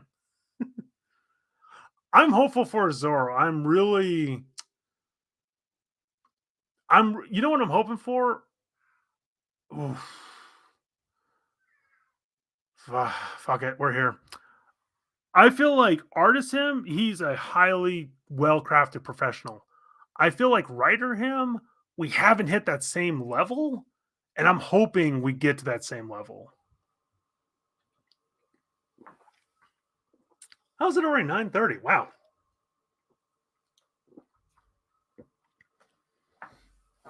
But yeah, it's the kind of thing.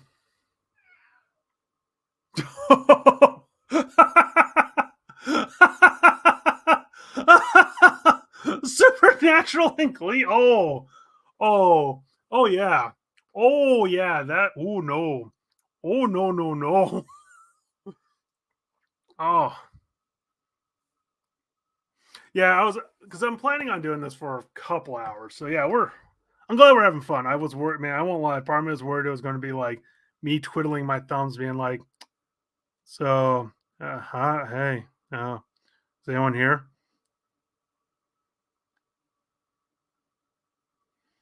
Because yeah, I will say this: what makes any good? I feel like what really makes a stream is the chat in the audience. And I think one reason why I love Jess's stream is because he interacts with the audience. So it's like, and especially Taylor's as well. And I really want his channel to blow up and do better because I love his content. Omar, meh. Truthfully, I kind of I shouldn't feel bad because I don't know if I'll be able to get anything done like any other art firm for the oh for the 100K. That said, I should probably do. I don't know if he's still here. I should probably give Omnidog. I should probably do something for Omnidog, especially. Ooh, do I do Madman or Harley?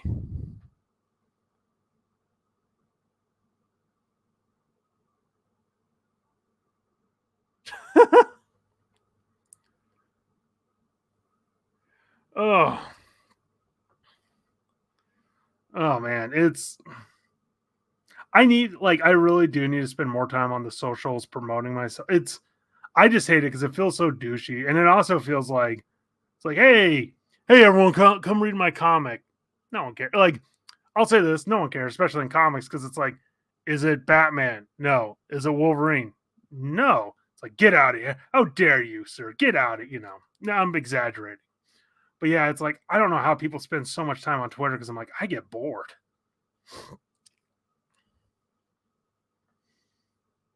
Yeah, I'll say this because it's like I feel like man, in the run, like I don't know. Part of me's thinking maybe Friday. I'm trying to find like a good day. I don't know if I'll do it every week. I'll be honest with you there. Trying to find a good time to stream.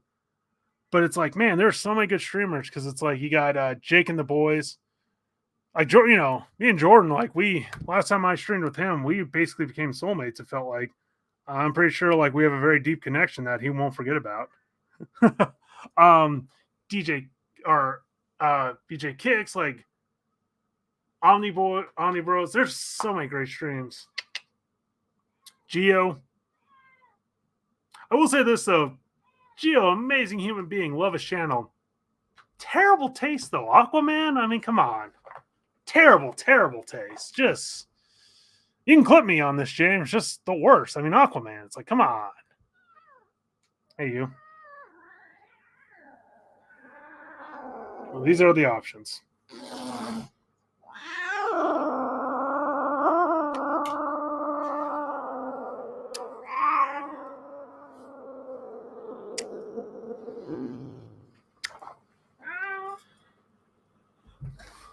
Aqua. Oh, you know what? Oh, you know what? Let's get in some more trouble. Why don't we? I feel like, especially and I'm not saying I'm an expert. I'm not gonna. It's easy to joke about it, but it's like I'm not. Honestly, I'm not saying I'm an expert on any of this. But what's interesting after watching Justice League and Justice League Unlimited, because that's like the most DC content especially the most DC content that isn't Batman I've consumed. It's like oh my gosh, so much DC feels like Aquaman, or sorry, feels like Silver and Golden Age, where it's like when people are like, Golden, like older comics, but I'm a DC fan. I'm like, they got talking gorillas. Like every superhero has a color base. This man's weakness is wood. Like, come on. Like, don't don't act all high and mighty. It's like you love Silver Age. You just well, and the other thing is, back to a lot of recent comics, a lot of modern comics, like they overwrite to the point where I'm like, yeah, when people are like, I can't read this. Unlike Silver Age is too wordy. It's like, have you read any modern comics? Long story short, all you really need is Jack Kirby. That's all you need.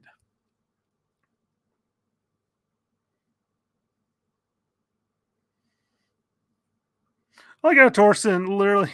I'm like, who likes Aquaman? Aquaman is a terrible character. Torsten, I'm doing Aquaman.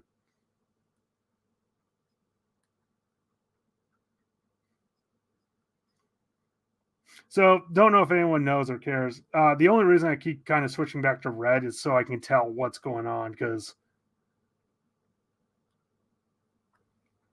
there's a lot of layer. Man, I am going to regret doing this page, aren't I? So if you've been reading Bang on Webtoons and wondering, huh, why hasn't it been updating? Now you know. Now you know. You know that I'll give Torsten that's fair. I haven't read a lot of Aquaman, so when I think Aquaman, I think of Super Friends. Because I know like everyone talks about the Peter Davidson run, so it's like I should probably be a decent human being and actually read this stuff before mocking it, but it's also fun to mock stuff. And Gio's just a great guy, so it's you can tell when I really like someone's when I mock them. Like Jess. Yeah, Jess. Okay, wait a minute.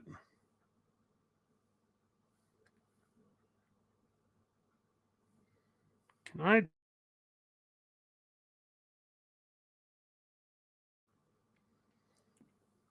Sorry, I need to clear my throat and did not. Oh man, Batman Beyond was my jam. Spider-Man 2099. I don't know if you know this, and I'm glad Bunk's not here because he would mock me like he should. Um, I got the Spider-Man on the Omnibus 2099. My ego, I'm like, you know what? I could do this better. And I'm not joking. It's like, I'm not going to say I could do like X-Men better. I don't even think I could do Spider-Man like better. But man, I could do 2099 so much better. And it's one of those, I don't even think they were, I think they had great groundwork. I think the biggest problem is I'm like, they never set up ideas. I think they had to hit the ground running to the point where it's like they never had a chance to catch their breath and like come up with a good strategy. No one likes Top Cow's Witchblade. I mainly say that because I read the first three compendiums and it's like the first part of Witchblade, that was my childhood. I'm like, this is great. I also like the darkness a little bit more. But the problem with Top Cow, and it kills me. They had like the coolest characters, but they never took time to make good villains. And I really, man, I feel like what makes or what the problem with a lot of these like non-big two superheroes is like their villains suck. They're lame. Yeah, that woman's huge compared to the other woman. So yeah, it's the kind of thing. It's like with Witchblade, I'm like, this is so cool. It's so cool. None of the villains look cool, and it's like the only cool villain is the darkness.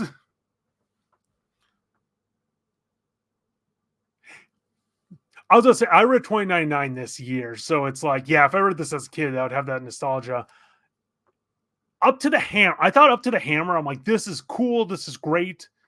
Just after the Hammer, it fell apart to me. But like I said, and it's well, okay, I'll say a couple things. Like one, setting it just 100 years in the future, I'm like, that's kind of lame. And I say that because it's like it's not that far off in the future. So it's like, how did we forget these? Who are these heroes? It's like that's 100 years ago. It's like, come on. Um, two, like I said, I feel like there's some groundwork there. I'm like, and what I mean by some groundwork, it's like just changing a couple little things could have made a big difference. Like, okay, like not to give it ever, I don't know if I'll ever get the chance to work on Spider-Man 2099. One thing I think would be interesting, it's like, okay, this is a cyberpunk future with corporations. It's like lean into that. So it's like, you know what? Let's have the scroll be kind of a pseudo religion, but also a corporation, and it's like their big thing is technology, is information technology, and it'd be like, higher end companies maybe have like anti-scroll equipment or software, so it's like, hey, we can tell, it's like, hey, you're not human, you're a scroll in disguise, but it's very limited. And just have, like have why am I flaking on his name? Spider-Man, the guy, come on. Hey, I can do this now. Chat. So volume 2 and 3 were Kane. Kane. Kane, you're the worst. Kane, why are you doing this to me, Kane? I was excited not to spend that money. Are you really telling me volume 2 and 3 are better written? Kane, what are you doing? Kane. We had a good thing going. Also, Kane, with the new Witchblade, was this the newest one? Because I know they were talking about relaunching, especially with this last Kickstarter, relaunching with like retelling the whole Sarah Pez again with a like female creative team. Yeah, and that's my name's Kane. I don't have to spend the money. Yeah, but Trey, who wants paperbacks when you get a nice you want a nice thick Omni you can hold. You want to feel that weight. You don't want a small paperback. Come on, Kane. No, but I will admit, because like 14-year-old me loved, like, Sarah Pez, like all the clothes tearing off. As an adult though, I'm like, man, this is kind of dumb, because it's like, if this is supposed to be protecting her, why is it ripping her clothes off every chance it gets? It's like the only way to protect you is by destroying cotton. It's like, what? Man, what? Also, it's a little thing, but I love the idea. It's like, especially they never talk about with the Hulk, but it's like, how often do you lose your keys? Like, does everything you own have to be based off of like entering in a code?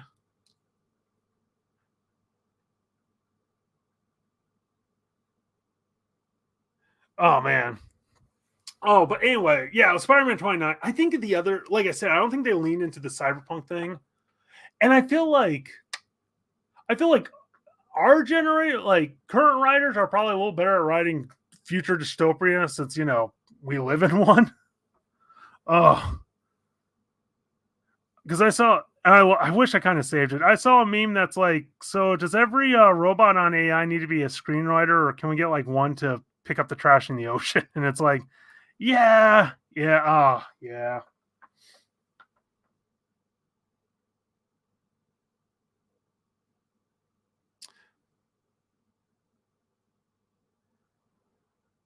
See, I've only read the because I've seen the Across the Spider-Verse, and I read the new, or the reprint of the 2099 omnibus. That's the only 2099 I've read.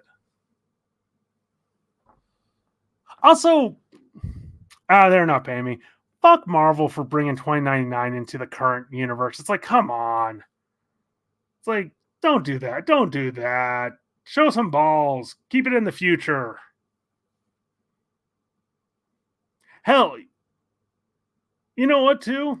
Part of me's like, kill off Peter Parker and keep on Miles. Or don't have Miles. Like, it's like, I don't know. And it's like, I'm not saying like, I guess what I'm saying is I enjoy both characters. It's just weird how it feels like at times like, we need to have both of these. Like, do we? Because I love Peter, don't get me wrong. I want more of those amazing Spider-Mans, but it's like, this character's been around since the 60s. It's like, I think we could use an upgrade. We could use someone new. Yeah, that's the other crazy thing. It's like, how long are we going to, like, are we going to have new Batman stories coming out in 500 years? And granted, like, yeah, it's a big number, but like 100 years? 150, like 100 years from now, are we still going to have new Batman stories?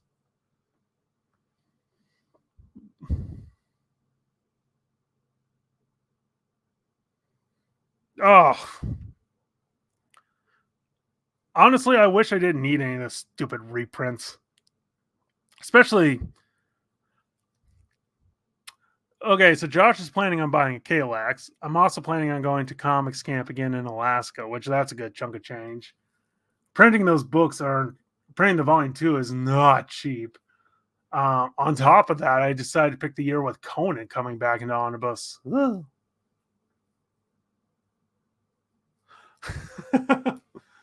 um, uh,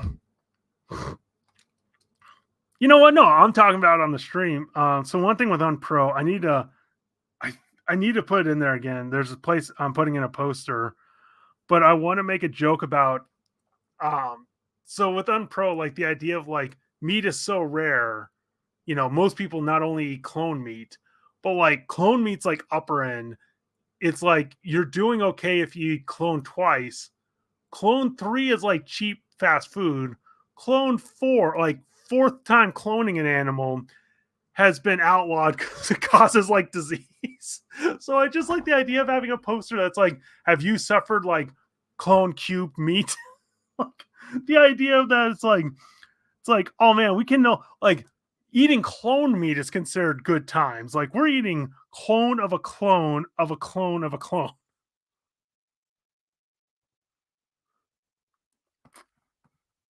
Hey man, I'll say like it's going to get me canceled, but I stand by this. Um, food's a little better. Food's always better with a little bit of racism. And don't get me wrong, I don't like it, but it is a fact where it's like, God, it's like, man, you all were terrible to people.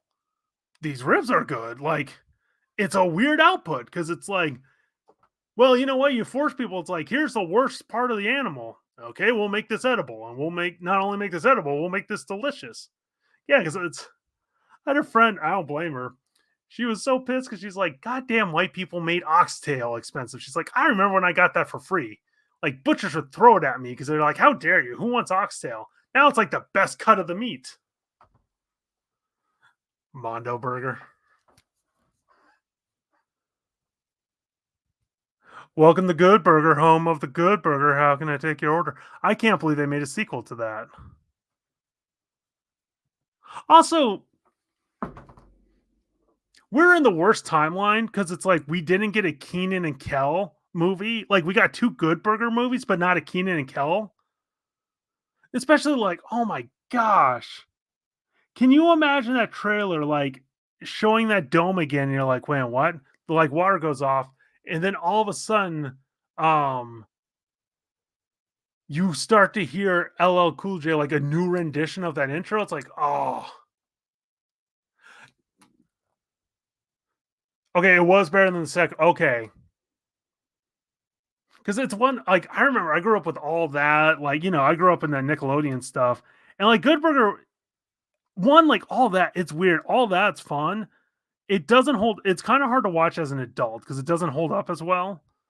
Because even with like Are You Afraid of the Dark, it's like it doesn't hold up. You know, it's not scary, but it's the nostalgia's there. Uh, but yeah, that Good Burger, it's crazy how like they're like, ah, we can make movies out of this. Like, oh wow. So you know, and here's the thing too. If it's good, if you all enjoy it, more like I'm actually genuinely happy for you because you know there's certain things I love that most people don't love, and vice versa. So yeah, it's but good. I cannot believe we got a sequel to Good Burger. Also, it's weird that Arby's it's like will sell the Good Burger in real life. It's like what the hell?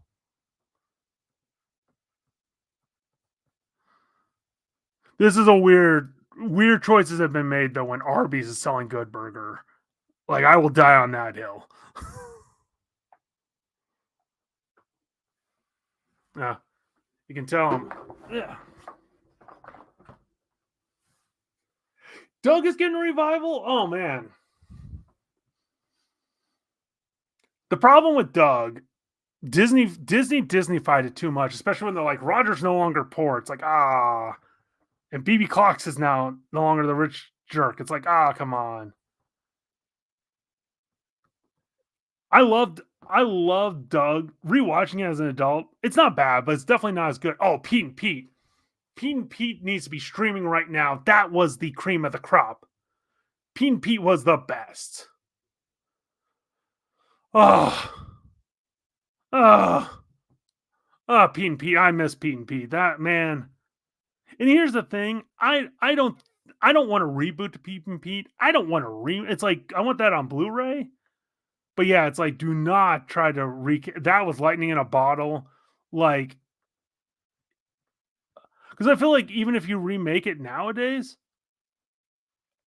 it would come off as derivative. I don't know. It's just like it was such a perfect moment in time, and that when other things have taken like it just oof.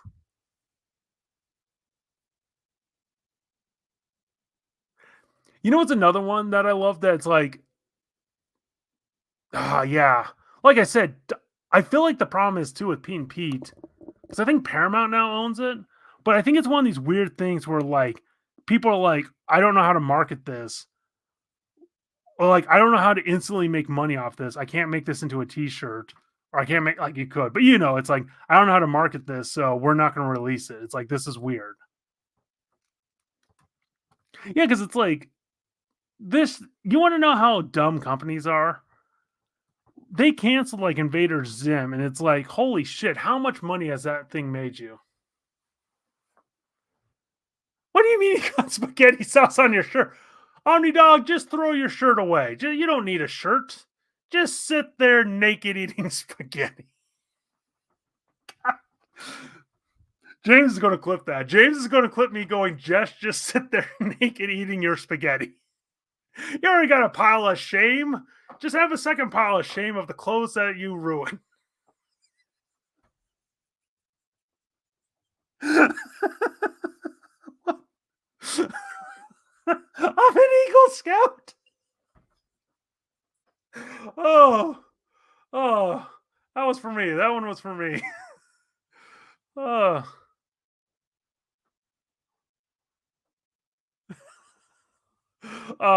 love you, Jess. Honestly, one of the best parts of YouTube.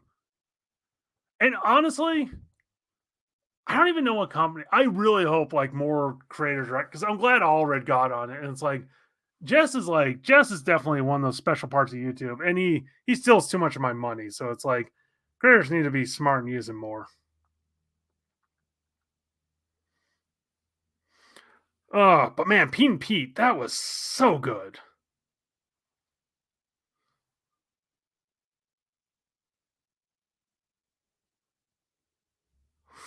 Oh, damn it. Okay, so full transparency. Um, I gotta draw. I don't know what to draw this harpy. Especially it's a random harpy. It's like I gotta draw like random armor for this character, right? And I think I'll draw more armor. So I went over to Pinterest, right? I'm like, let me look at some Pinterest. And a picture of a Zoot suit came up. And it's one of these, I'm like, the problem is like a Zoot suit works better if like someone's standing. And it's one of these things I'm like, oh man, I really want to put a harpy in a Zoot suit. And why didn't I think about this earlier? Why is this just coming to me now? Damn it. I'm never going to hear the end of Jess. If he ever hears that, just forget your shirt. What am I doing? Uh, okay, suits and armor. There you are. Peen Pete though, man. What's another Okay, it wasn't Nickelodeon, but Daria, man. Daria was so. That's another show. It's like a lot of people are like, "Oh, we need to bring this back," and it's like I don't know if you can bring that back. I think it's like it was of its time. It was perfect, and I don't want you to try. Yeah. Also, Mister, you haven't caught up to the chat. I've caught up to the chat. Where are y'all? What? Darius get no.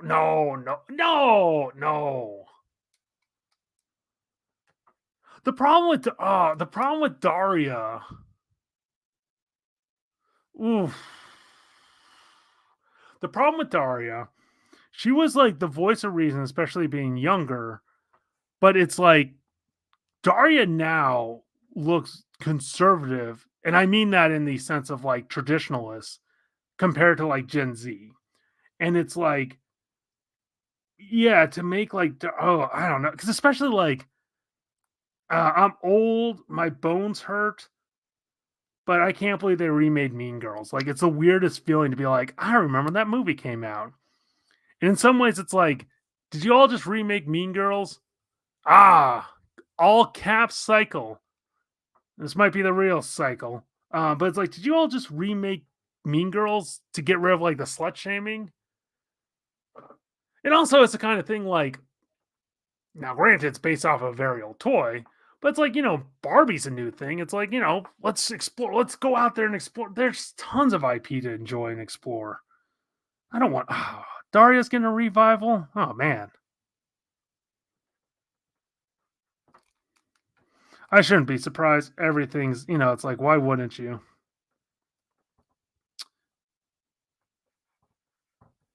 I'm actually, oh, man.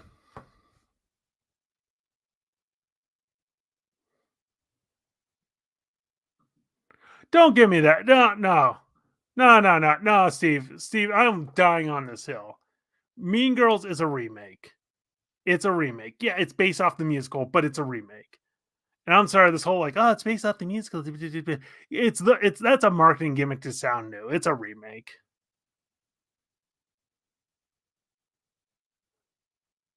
There was a book.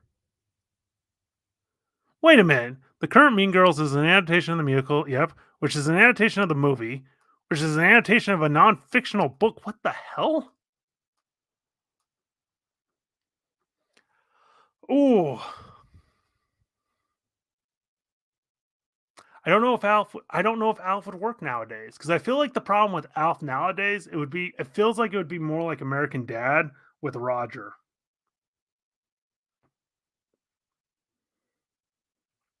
Of course, honestly, and I he hates it.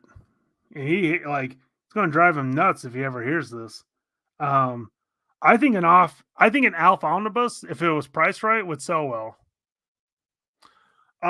Just spilled spaghetti on his shirt. Said he had to leave. I tried to shame him into staying. That did not work.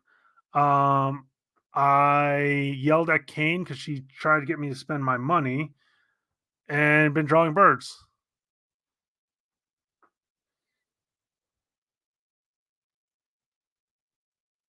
I did not know it was actually there was a book. Of course, there was a book.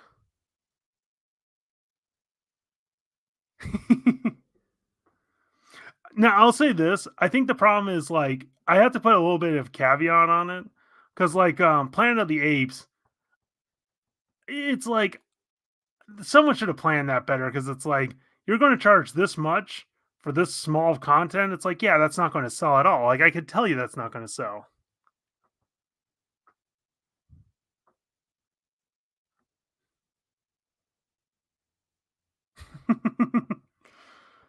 uh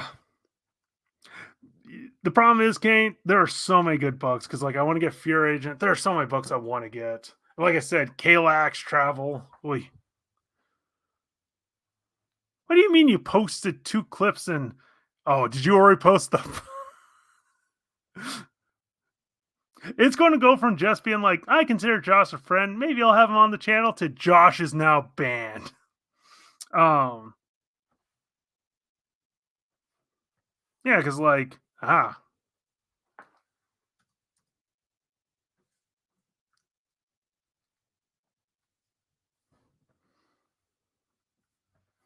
they're not my sponsors.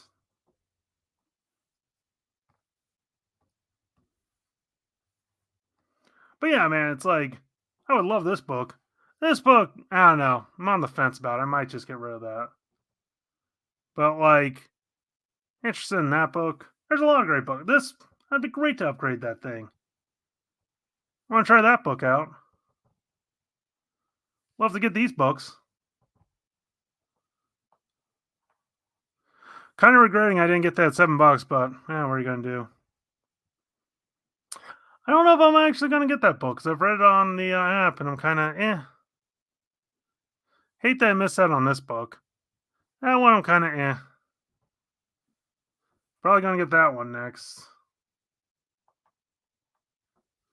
And yeah, a lot of great books. So many good books out there.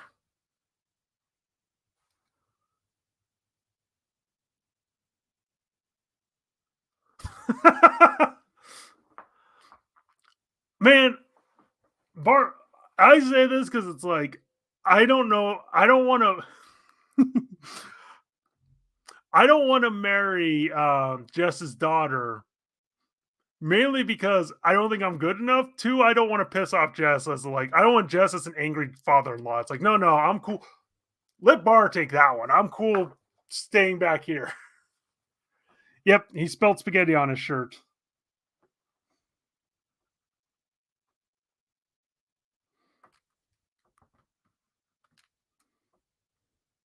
Oh, that was Steve. Never mind. I'm like, I thought that was I thought that was James for a second. I was like, what?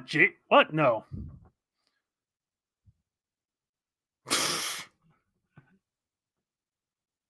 I appreciate that, Steve. Yeah. Cycle, that's the correct way to do it. I mean, I work remotely, so it's like I end up wearing like gym shorts more often than not because it's like, especially it's like, man, I have to sit and type a lot. I could wear jeans or gym shorts, it is.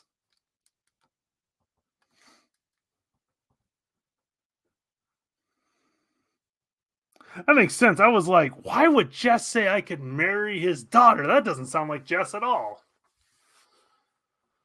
Ugh, good thing this isn't something James can clip and I can get in trouble for later and have to explain myself. Really. Planet of Women.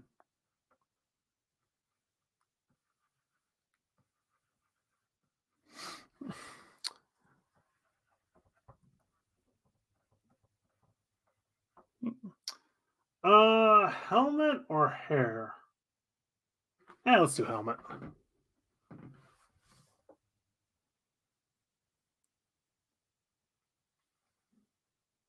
Yep. Yep. Cycle. I work fully remotely. Don't want to say I like my job. Don't want to go into my job because keep a separation of church and state. But yeah, luckily for us, there's not enough room in the office. So as of right now, we are fully remote. And I hope we stay that way because it's a blessing.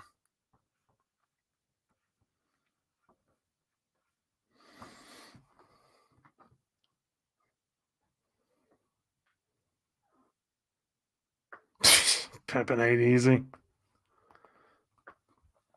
It's little things because, like, I listened to Taylor's stream today.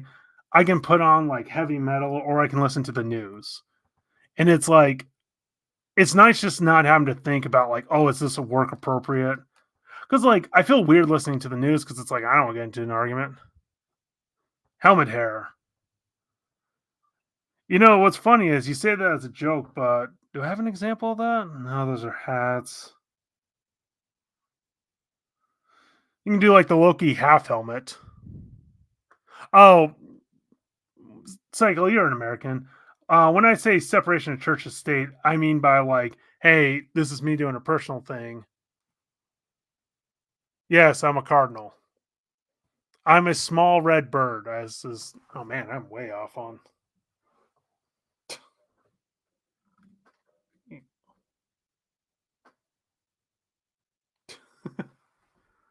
That doesn't work because I'm looking at box of chat.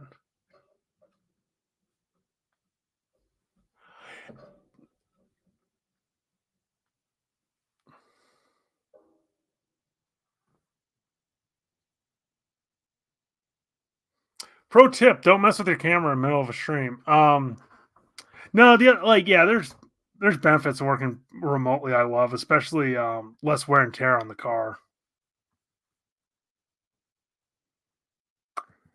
So how do I want to do this? Oh,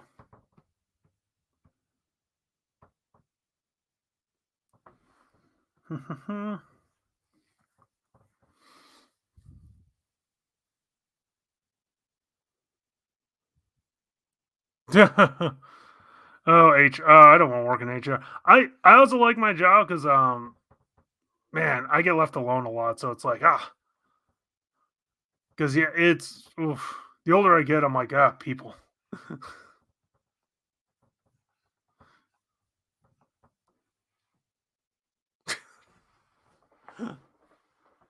Josh divided. Ugh. So I guess I can do the generic streaming question. What are some comics you're looking forward to in 2024, y'all? Also, Amazon Basic headphones. These things never stay in. Um, Conan, the Conan books for sure. Part of me wants to pick up that Marvel Punisher Max just because it's like that was kind of like back in the old day. Um,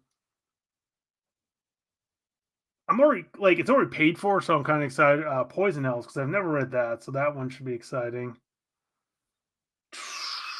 Yeah, there's a couple, but Conan really hoping those come back.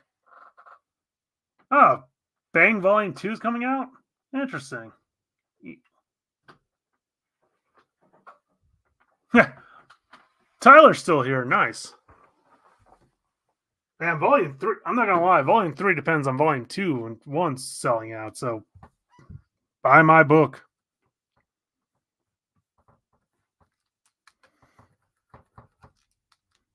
Ugh. Oh, also, was a little bit of steam. So the font I use is actually from Tyler's company. But yeah, Comics Craft. Recommend them highly. Also, if you want to do the best fonts, make sure you do that. That is the most professional thing you can do. No, joking aside, you're supposed to do it that way. I learned that the hard way.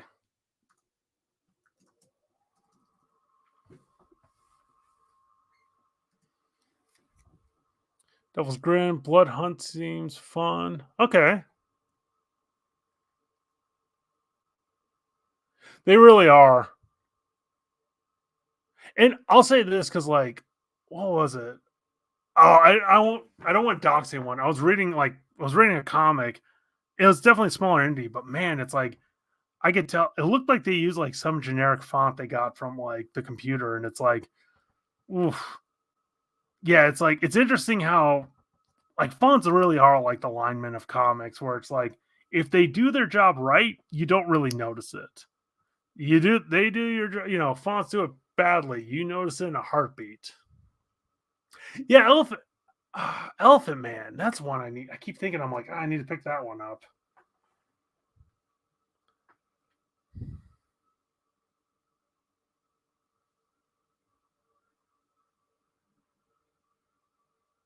Yeah, I'm curious with the Ultimates. Like, I don't know if I'll pick them up, but like everyone's been raving about that Spider-Man.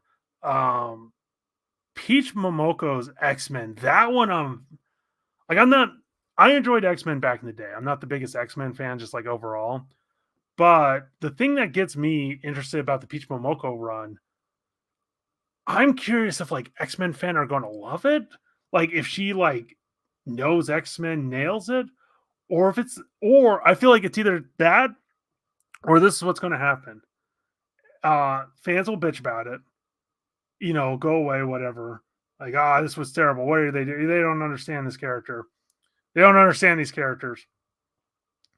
Then, like, in 5 to 10 years, everyone's like, what was great was that Peach Momoko run. Like, I don't know why they cut it short. That thing was amazing. Like, that is my prediction. I could be wrong, but like, Ultimate Spider-Man, like, I think they're moving in right directions. I think it's some interesting calls, and I'm like, okay, cool, this could be fun.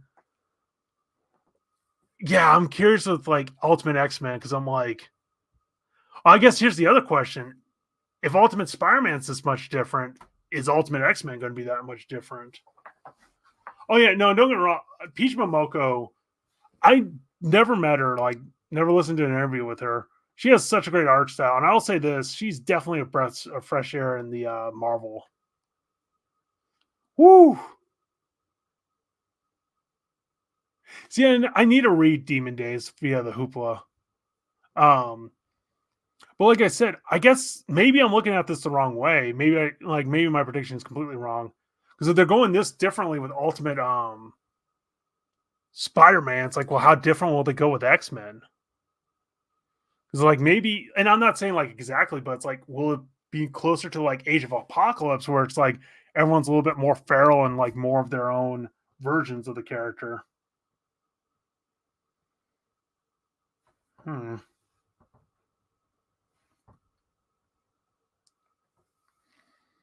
I'm gonna scooch you over.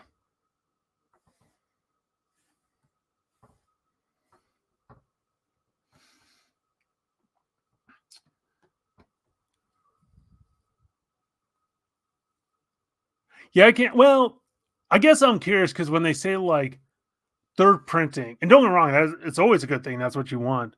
But I'm also curious because it's like, yeah, it's like the first one. I don't know. Like, what was the first one? 50K. Then it's like third printing. Is that like, are we down to 10K? Like I said, I would love to know the actual like numbers. But like I said, everyone who's read it's like raved about Ultimate Spider-Man. So I gotta see because I know it's good and bad because you can read single issues on Hoopla. The only shitty thing. It's my stream. I can curse all I want, motherfuckers. Especially, I'm not monetized. I don't have enough followers, subscribers, so let's curse all day. Um, but that counts the same as like if you check out an omnibus, which it's like I get it. It just sucks where it's like, oh, this one's less than 30 pages. This one's 100 and something. Okay, yeah, I guess I kind of that's what they said. I'll say this. That's what they said, but you never know because I feel like at times they're like, this is going to be completely different than the 616. And you get in there and you're like, this feels a lot like the 616. It's like, no, everything's Coke, everything's Pepsi brand instead of Coke. It's like, thank you all. Oh, here, wait a minute. Oh, man.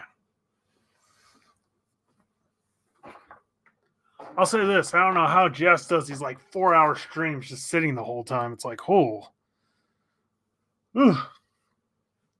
So yeah, I'm curious to see where they go because the other thing is, man, if these take off, it's like, what other characters can they do? Like the Hulk, and I'm the kind of guy I kind of hate when people are like, "Oh, this isn't in continuity." It's like, is it a good story? Because if it's a good story, that's what's more important. Because it's like, oh, this isn't part of the continuity. It's like, yeah, who cares? Is it fun? Is it a better story?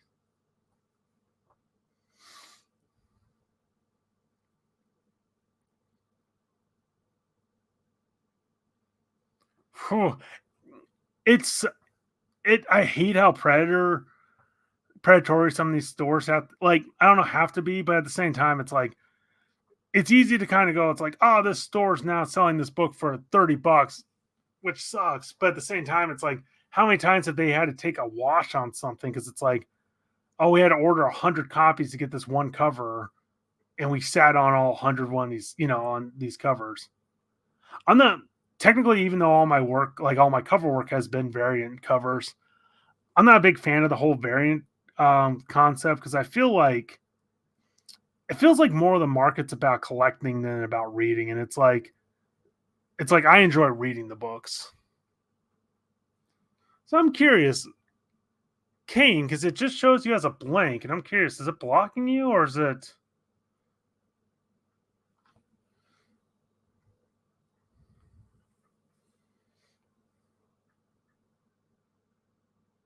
Yeah, it shows it as a blank there too. Huh. Yeah, I won't lie, I get waiting for the trade, especially for Big Two.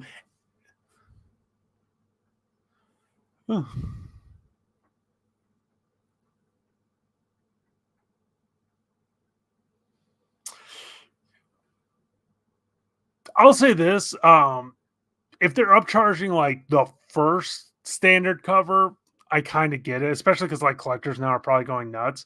If there's a like the exact same comic there at the exact same price with a different cover, part of me is like, I don't feel like it's as predatory because it's like, I don't want to pay that. It's like, okay, here, take this one.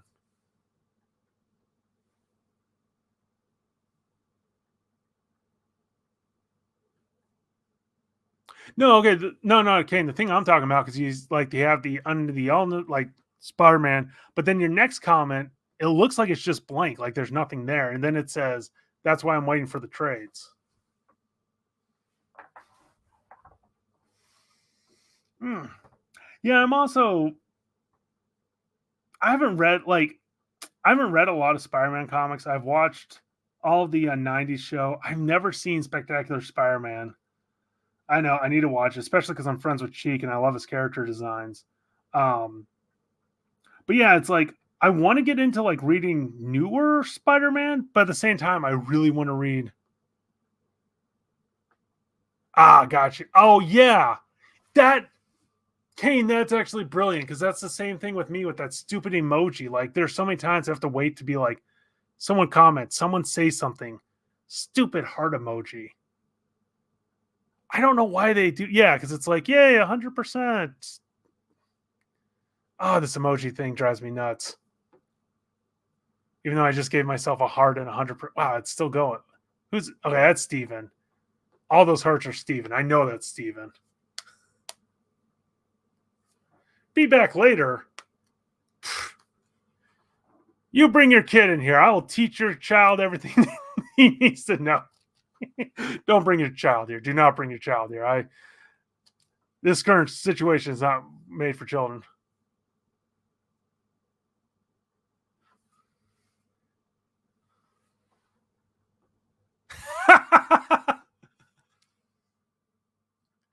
Only had our middle fingers to emote. I do feel like Spider-Man is such great characters, and I guess the other interesting thing,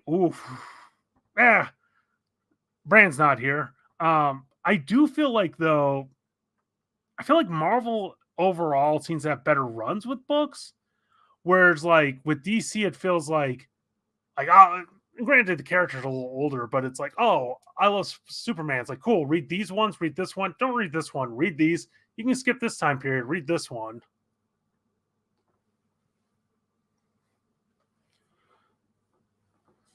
Torsten, if I could wait a minute. If I could ban you, I would. Silver Age are dragging. Get out of here.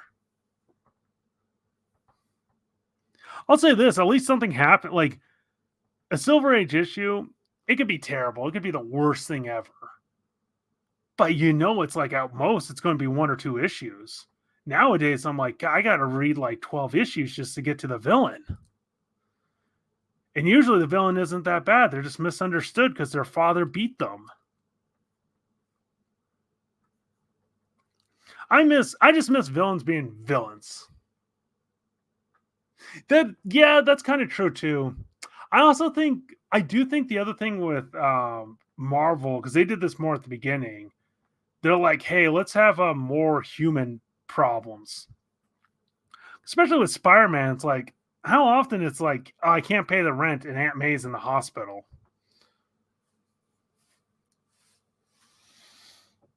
Man, part of me would love to do a New Gods. Part of me is like, I'm not good enough to do New Gods. I would love though a New Gods like HBO show, like same level as Watchmen.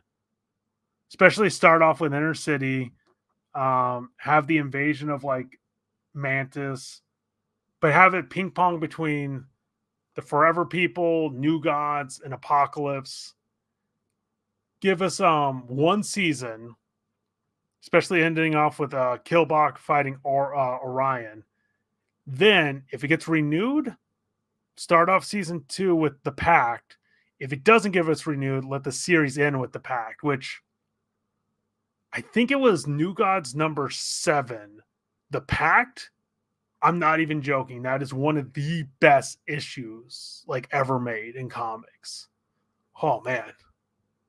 Yeah, I don't know if we dodged a bullet or not with that. And I say that because it was Tom King. Granted, I haven't read his Mr. Miracle. You're all here. You're here for my rants. I'm gonna sound like a little bit of a purist.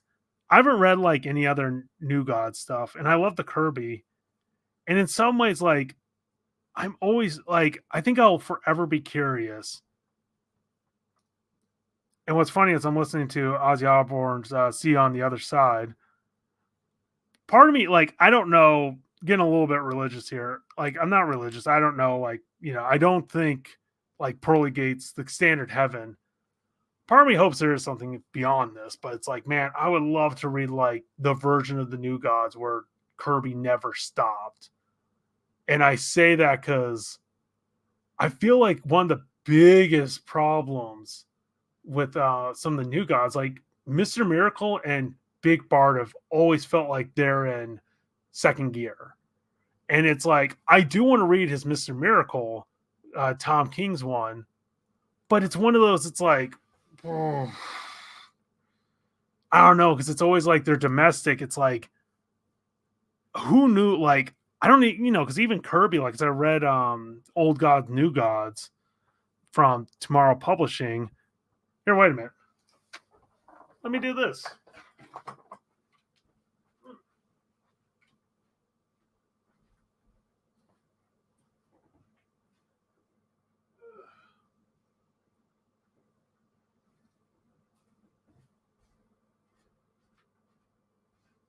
Oh,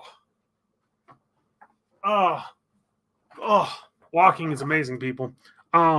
So I got this book from, I swear it's like the last one. I hope they reprinted from Amazon, Old Gods and New Gods, but it's literally like all the behind the scenes stuff. Like, it's mainly like a prose, but it's all the behind the scenes of the history of the New Gods, like the before, while it was being made, and the after. Because it sounds like Captain Victory, like is where he took a lot of the ending. A newer book you can find that's still out there from this company is this one's the romance and this boy gang that he did for DC. Like, these are all unpublished comics from Jack Kirby from DC. I haven't read this one yet, but I'm excited to. But it always kind of killed me with Big Barda and Mr. Miracle, because it's like they're gods. Like, and I get it, they're trying to like live out their life, but it always feels like they're stuck in this domestic. I don't know. It's like this feels too mundane for Big Barda. Like, and it's like, okay, Mr. Miracle's the best escape artist. It's like, what if it's like he helps Orion get into New Apocalypse? What if he does the opposite? Instead of escaping, he breaks in, The other thing that gets me, I'm getting deep in the weeds here too. So if you read the New Gods, there's Forager the Bug. I feel like Forager was supposed to be High Father's son. And it's like, did he do that because he didn't want him part of the war with Apocalypse? Did he fear, Also, the other reason I bring this up, because everyone's like, oh my gosh, Tom King brought up the whole Mr. Miracle doesn't have he doesn't have a name because Scott Fried was a joke by Granny Goodness. And, what is his actual name? High Father Never Gaiman. Neil Gaiman made that up. Neil Gaiman made it up for Sandman. And it's like, I don't know. Like I said, it's kind of weird too, because I know, like, with the New Gods, Jack Kirby wanted to kill, like, the idea was Apocalypse dies at the end, like, or I'm sorry, Darkseid dies at the end by Orion. Well, Orion never took off as much, so it's like, we'll replace him with Superman. But it also feels like, I feel like this is the problem with the big two. We always have to be stagnant, where it's like, oof. Doctor Doom can only do so much. It's like, I'm drawing ants now. Come on, Torsten. This is an ant. But it's like Lex Luthor has to be a billionaire, because one thing I would do if I was, which they're not, like, I doubt they ever will, but if I was part of the X office right now, or before and right now, I would be like, hey, we're relaunching, we're restarting X-Men at this point. We're going back to the classic team, but we're going to continue Krakoa. Pretend this, it's like it's no longer part of the 616. This is now the 348 or whatever. It's a new universe and anything can go. So it's like, if we want to, we can kill off a character and never bring them back. And it's like, do that. Go nuts. Because it's like, who cares? It's a comic. Who cares? Like in this version, it's like, you know what? Doctor Doom dies and he never comes back. It's like, cool, whatever. But it's this whole sacred timeline continuity. It's like, but anyway, like I said, I would love a New Gods HBO show with no other heroes. Like nothing against DC, but I feel like, I don't know, it's kind of hard when you bring in like Superman, all these other characters. So things I want. It's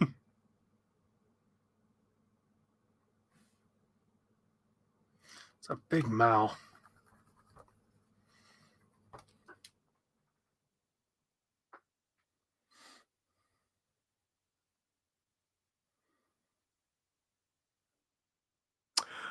I've never read a Nightwing.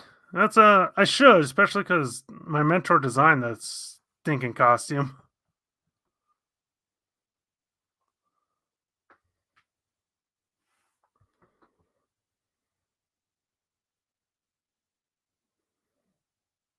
Yeah, I feel like the problem with DC, I'm not surprised they've never had their own version of the Ultimates because I feel like DC often goes like, "Oh, we need to copy Marvel," whereas Marvel's like, "Okay, we need to let's reboot this idea." So Marvel comes from a place of like, "This is what we need to do." DC, I feel like DC too often not are like, "Oh, it's either two things: let's copy Marvel, or it's like, hey, our characters are more important than the creators." It's not as bad as it used to be because it used to be like the house style. Like they had a lot of stuff where it's like,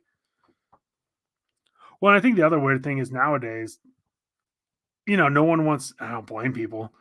If you're working for the big two, it's like, okay, I don't want to give them anything. I don't want to give them my own characters because I know they'll just like harvest it and I won't get to see them. That All Star run, man, because I know All Star Wonder Woman from Adam Hughes. It's like, I don't know what that should have come out. Like that would have been a huge hit.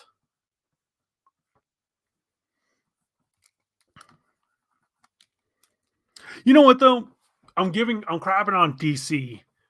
DC though, they had better one-off projects like Wednesday Comics, Batman Black and White, like because now everyone does, especially the Black, White, Red. But like, yeah, DC, that was a brilliant one. The solo. Oh, we need more of the solo series. That was like the best. Mm. So I think like, you know what though? I will say this: DC Elseworld. I think I enjoyed the most. Like I regret. I used to have the Batman Vampire one, and it's like that thing's terrible. I don't want to own it, but man, I want to. It's like, wouldn't mind rereading that thing.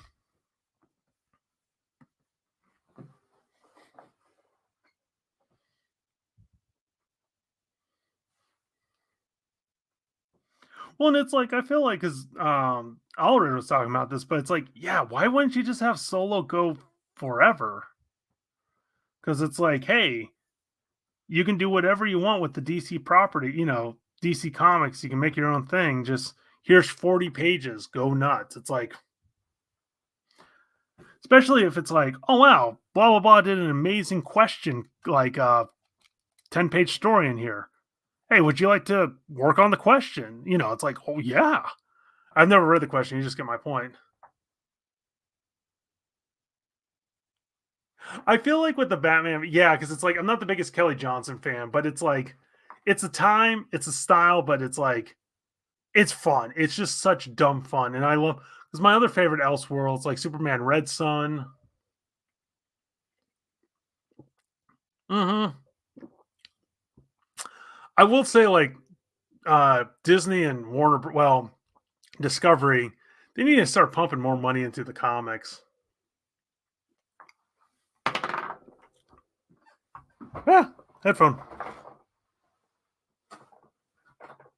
That's bad. There you are.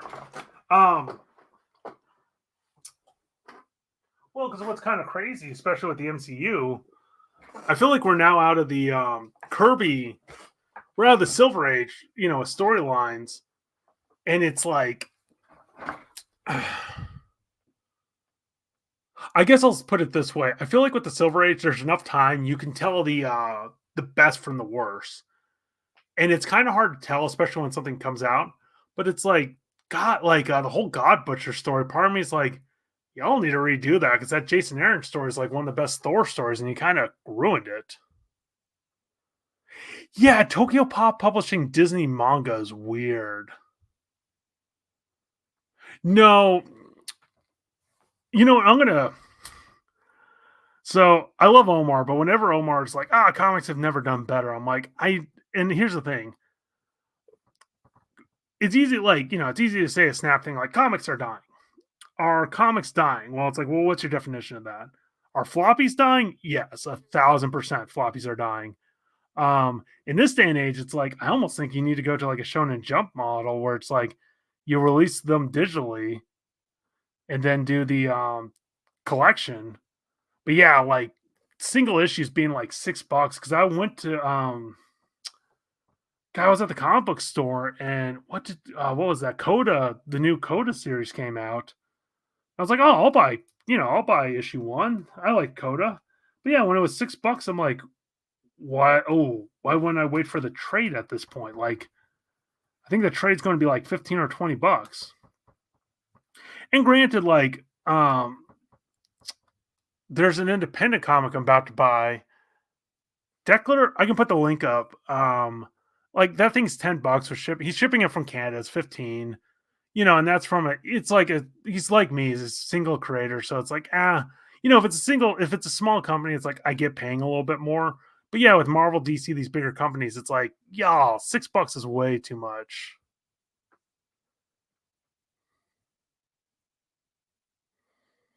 Oh, Kane.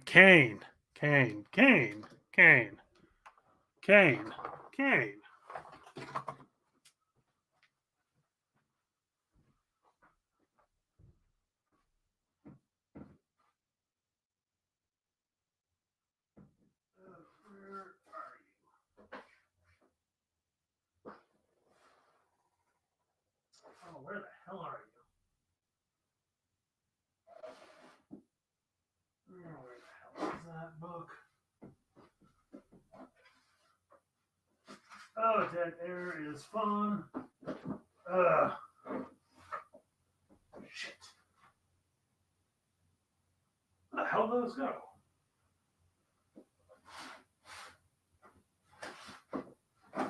Where the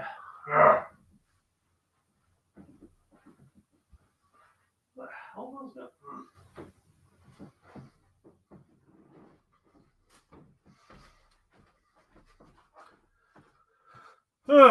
Okay.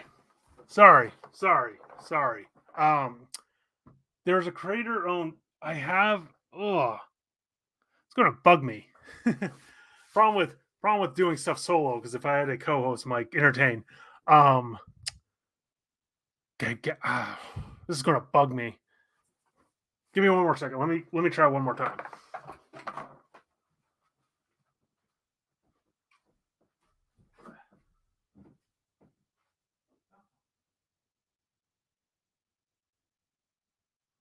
Where the hell are you?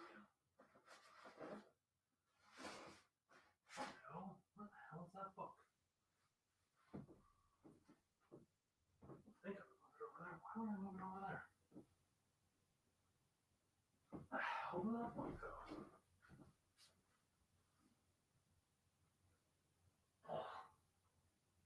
It's gonna drive me nuts. Oh my gosh, I have too many books. The hell did those go?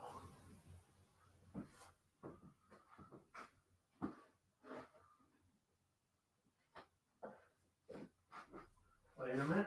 Aha!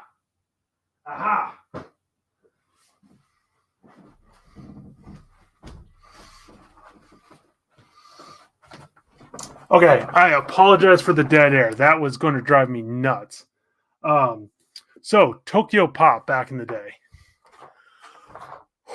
This was driving me nuts because it's also I love these books, so I'm like, where the hell did these go?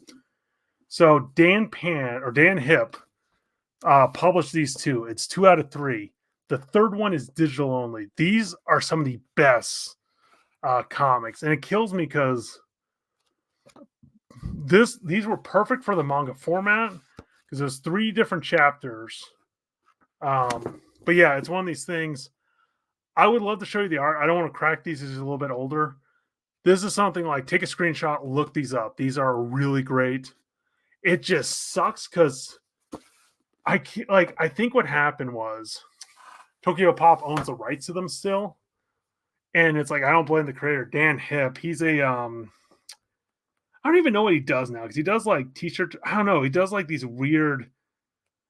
You can find him everywhere. He does like fan art of stuff. It's great. Um, but it's like I keep hoping that this will get reprinted like an all-in-one hardcover. It is some of the most fun in comics.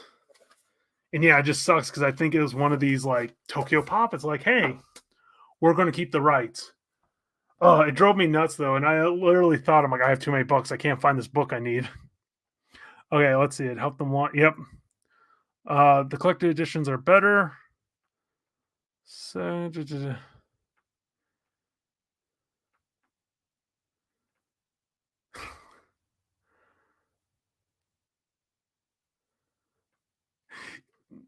I feel like the shitty thing is with Tokyo Pop. The problem with Tokyo Pop was 2 things. One, a good portion of their collection was Kodansha. So when Kodansha started buying the rights back, they're like, oh. 2, they definitely flooded the market where they're like, oh, we're gonna, especially with some garbage. But I think the other thing was, there was a minor. I remember I didn't buy manga for years, and it's like I got back into one like the pandemic. Well, it's a couple things. I found the Inuyasha. Okay, quick question, y'all. Do you want me to keep getting books or keep like standing here and drawing? So let me know because I can go. I can get the books I'm talking about. Don't care either way. Let me know on this one. But back in the old day, like when when manga was first being printed over here, they not only flipped them, but they had a certain size. So what's interesting is Viz published these. Like I had the first publishing of the Inuyasha manga back in the day, but I had volumes 2 and 10. So all of a sudden, at half price books, I found 1 through, or I had like 2 and 9. I found all of them. Then I was like, oh, let me then buy the Viz Bigs, and the pandemic started like right then. So all of a sudden, I'm like, you know what? I'm gonna get back into reading One Piece, all this stuff. I kind of got back, like a lot of people, back reading into it with the pandemic. But man, yeah, it's like Tokyo Pop, man. I miss that time in history, and it's like I don't necessarily miss the company because they weren't the best company, but it's like especially them keeping all the rights from all their creator owned stuff is like such a shitty thing.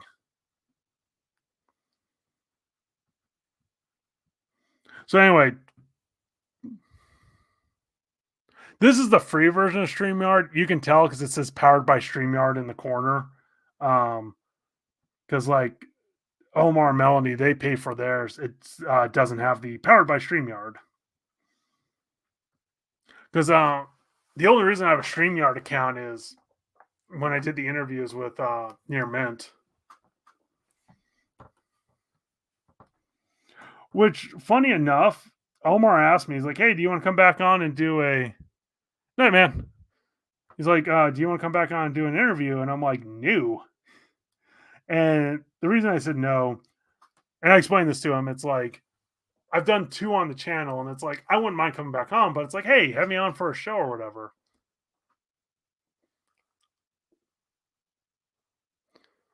Ugh, hey, I got 2 new subscribers, so yay. But yeah, so it's like, I'm fine with the free version. So I guess I'm not going away, but before I lose everyone, I you guys enjoyed the stream. Thought it was okay. Thought it was a waste of time. Would you like to see more?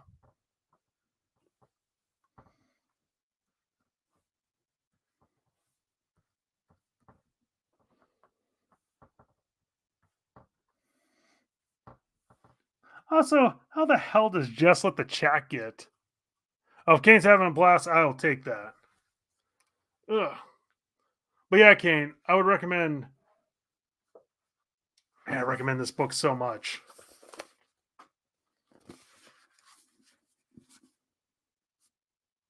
Fucking Tokyo Pop, man.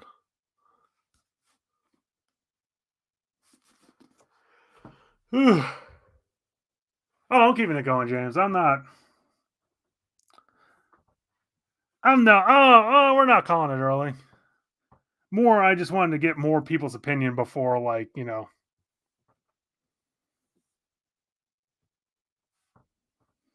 Mm. Yeah, I'm not gonna lie though. I hate because especially I'm dropping Amazon Prime because it's just getting way too much. I don't use it. I don't watch it that often, but I might pick it back up. And I'm in the position where it's like I can technically afford. I can afford it, but it's like there's other things I want to do with my money. But I hate how it feels like the best place to shop for manga now is Amazon. It's like, how the hell did this happen?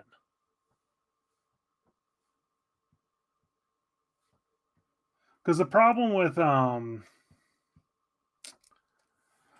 in stock is as long as it's in stock. Because if it's not in stock, like there's stuff like Black Lagoon or just some older series where it's like it's not out of print, but if they don't have it, you're shit out of luck. I knew Crunchyroll though.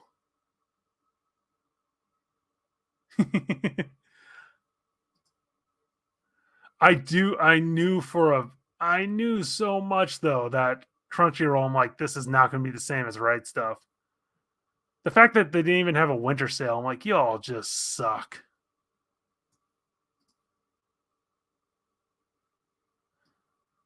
Ugh.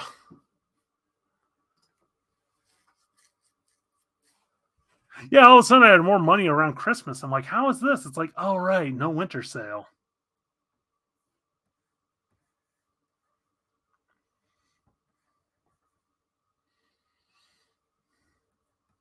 Oh man, I forgot Vinland Saga. Oh, that's coming out too. That deluxe. And I'm upset because I bought the hardcovers not too long ago. By not too long ago, I mean last year. That's another man. That's another great series I recommend is Vinland Saga, especially because it feels like how to put it. Berserk went nihilist, where there's still hope. Vinland's like, we're going to give you more hope. Yeah, you were saying that. Problem is, I don't like going to anime conventions because they're creepy. So we have Atlanta Anime Weekend here. One like ticket prices. I think ticket prices for now it's like 70, but like it's gone up where it's kind of like if it was like 20, I don't know. I'm cheap too. Like I got cash, but I'm always cheap. But the other weird thing with a lot of these anime cons, I swear there's only two groups of people. There's like 40-year-old dudes and then like 14-year-old girls, and I swear the 40-year-old dudes are hitting on the 14-year-old girls. It's like, and even like when I was 20 or something, I was like, this is creepy.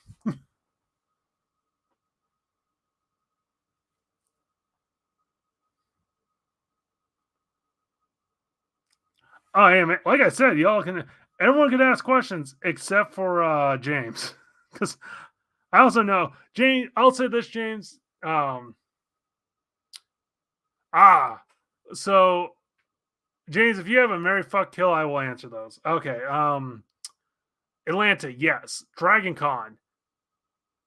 Dragon Con sucks. Here's the thing. Dragon Con as a fan, one of the best weekends of your life. Working Dragon Con, especially as an artist, not that great. The other problem with Dragon Con, well, it's two things. One, Dragon Con is like it's not one big convention. It's like 20 or 30 mini conventions all meeting at the same time. But the reason why it sucks is okay.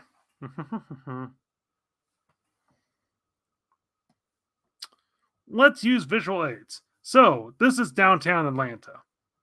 So over here,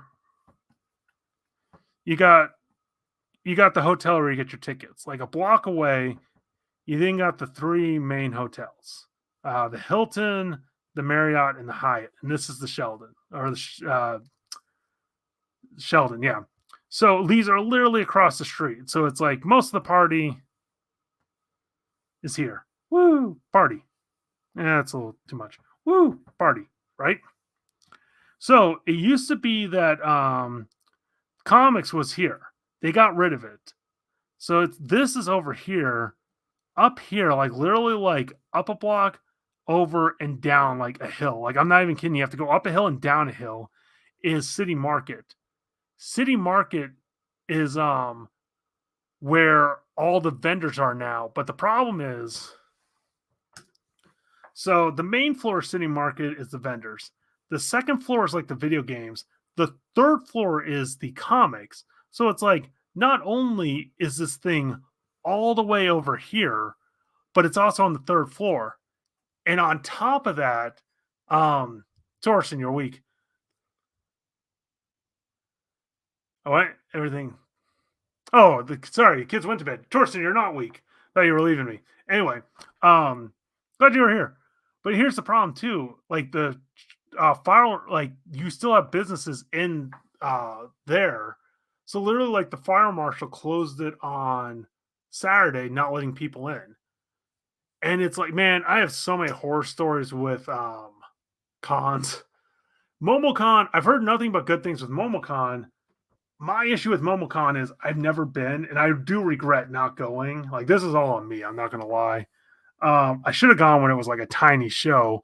It's so huge now. Like I always forget about registration because it's like I think registration for that's open in like October, November, like just or November. I think fills up.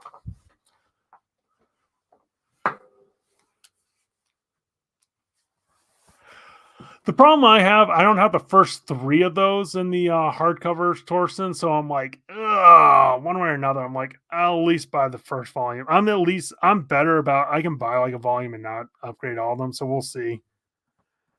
There's a good chance, especially like if I start making a lot more money, I could see me buying volumes one, two, and three and getting them all over to NMC for what's it called? But anyway, no, MomoCon's good. I like DragonCon, like comics are like way low on the docket because they got celebrities. They got a lot, that show is huge. They don't need comics and they clearly don't care about comics.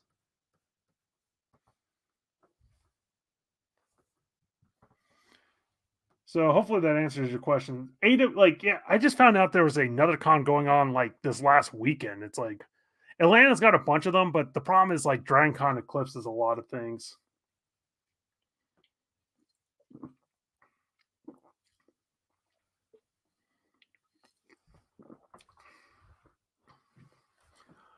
Because yeah, the local show for us is Heroes Con, which sounds crazy because it's in Charlotte, but it's how good Heroes is.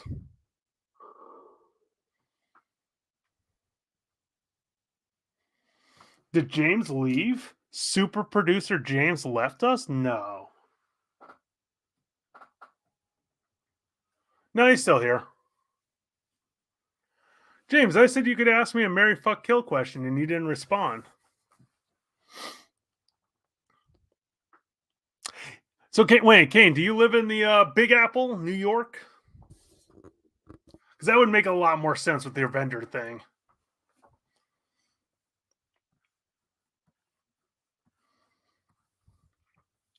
Yeah, because I feel like the other thing is like Anime Weekend in New York, NYCC, especially like publishers go to that. So it's like, yeah, it's like you can go see a lot of things. AWA, it's still it's not a bad thing. It's still like mainly fans, so it's like, kind of, it's always one of those like, how good is this going to really be?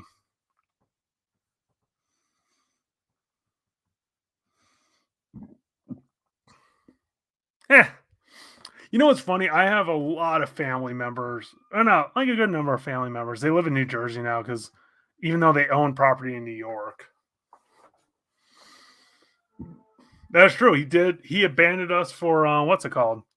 For here, he abandoned Heroes Con for Jersey. I feel like I feel like any state's going to look like shit next to New York, so it's easy to make fun of Jersey. The older I get, though, it's like I can understand living in Jersey. It's like I don't know, like there's the magic of living in New York, and it's like unless you have a ton of money, it's like is it worth it? And I mean like a ton of money. Yeah, some of my books.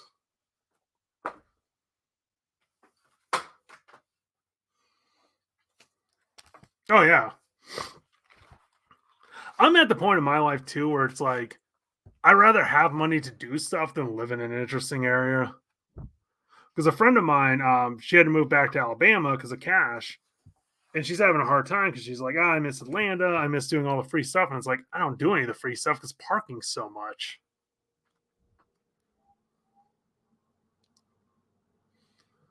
Oh no, Kane, good old Torsten, aka Literature and Pictures, doesn't even live in America. What the fuck, James? You had one opportunity. That's what you went with, James? No, James, you had one chance. You know what? You're risking the window of infinity.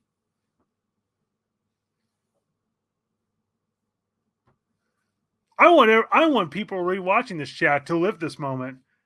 So I'm like, James, you're not allowed to ask me any questions. And I'm like, let me be nice to James. James, you're allowed to answer one question. And this is what we get. Uh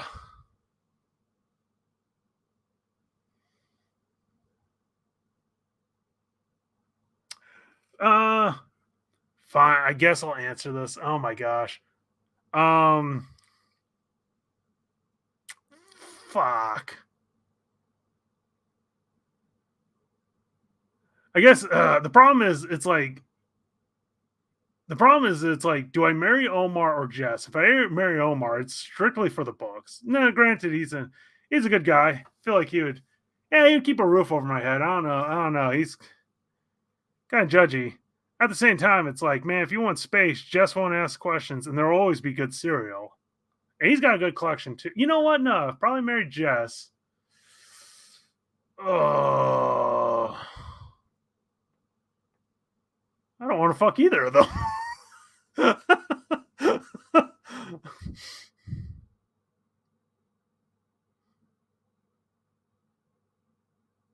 God damn it.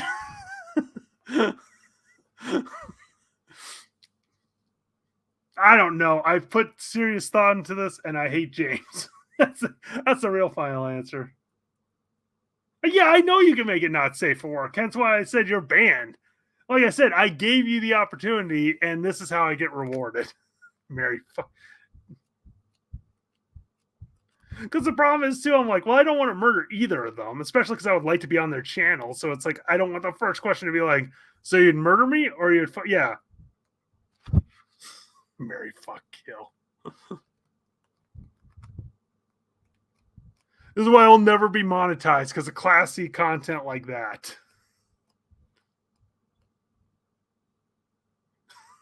Marry, fuck, kill. Who came up? I would love to know the origins of Marry, fuck, kill because man, I was expecting like Wonder Woman, Harley, Big Barda, but no, I got Jess Omar. Oh, I know. Oh, I know he's going to clip it. I know not only he's going to clip it, he's going to tag all of them. Be like, haha. It's like, no, I'm well aware.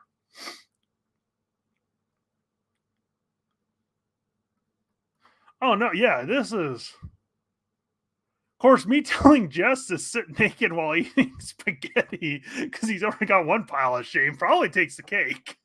Like, I'm pretty sure if I'm not banned from Omni Dog's Vault, I'll be a little shocked.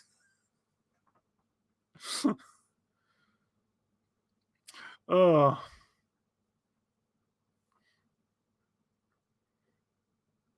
Right? Like, my channel won't grow. James puts that, yeah. Ugh. Yeah, because the I have my other channel, it's Josh Greathouse, but it's like I have so many things attached to that I watch, like, channels, personal stuff. So I'm like, don't want to risk losing that. Eh, it's almost 11K, and I'm not surprised. Besides, I was expecting like 3 people. I'm not saying we're down to 6 because of James's question, but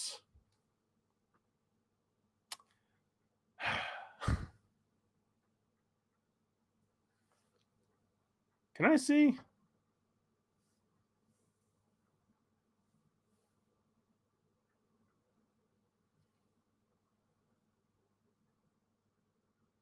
Here's the funny thing. I'm showing you guys the down and dirty. That's what it looks like on the other side. Yeah, I can't see who's in the chat.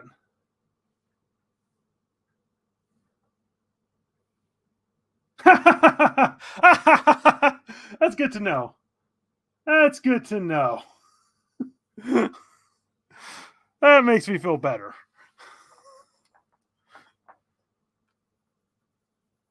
Like, am I going to do it? No, but it makes me feel better knowing that I can put him in timeout. Here I was trying to make him a mod, and now he's looking at being in timeout. Well, the way the world works. You know what I get too, because I feel like it's easy to be like, oh, why isn't everyone talking, blah blah blah blah. But it's like, man, I watch so much content. It's like I might not respond to it. It's like I enjoy it. It's like I'll be there. So it's like I appreciate the quiet ones because it's like, yeah, they might be like, I don't know, playing video games, doing whatever, and they just want to listen to me rant and go, what the fuck is on? What is Josh on?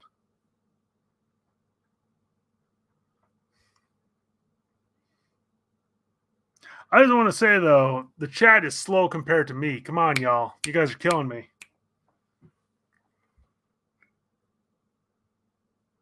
I don't know. Jess has a hard time keeping up with this. You guys are like snails.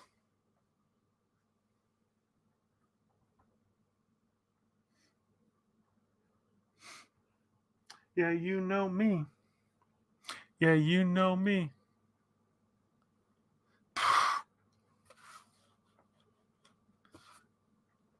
Dorson, I have drawn a lot of birds for 3 chapters. Like, if I was an editor at a publishing company, I would be like, you are killing off the storyline. This is taking too long. Whose bright idea was it to have 2 gangs of birds full of birds running through a canyon? Fire the editor. I would fire everyone. I'd be like, y'all are idiots.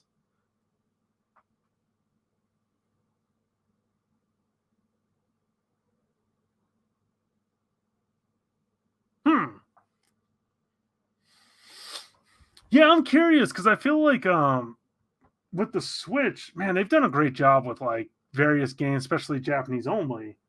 I'm because the rumor is like they're going to announce the Switch 2 this year. I'm very curious to see if like that does as well as the first Switch, like if they can kind of keep that momentum.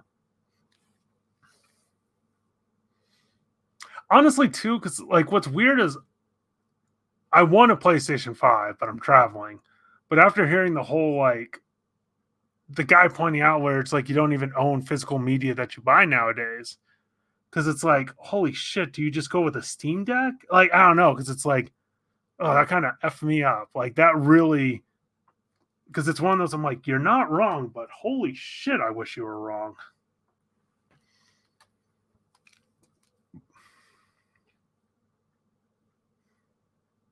Also, and I'm the kind of guy like, I think there's a place for digital media, and I enjoy digital media. I think the biggest problem I have is like, you're leasing it, you're not truly owning it. And by truly owning it, it's like I said, it's like here's a PDF, here's whatever.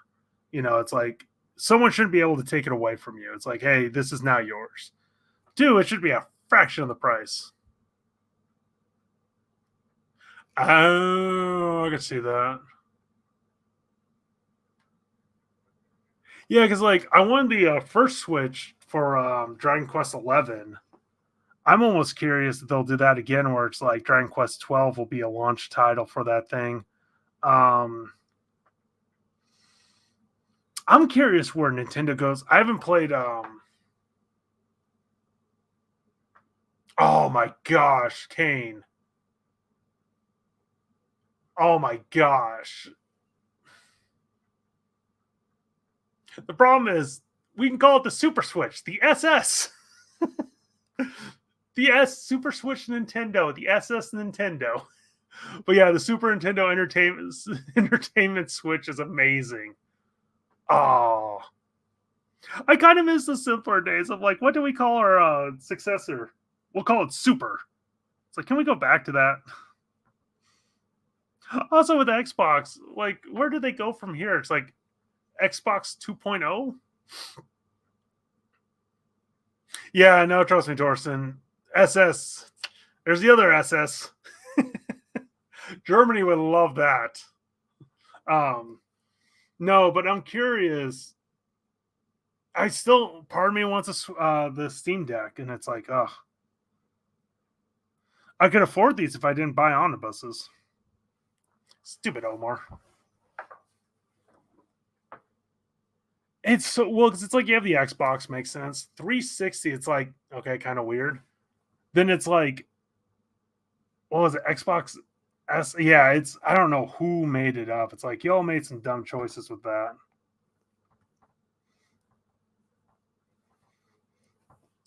I don't know why, because I'll do like a better version, but like this is my universal blood splatter there.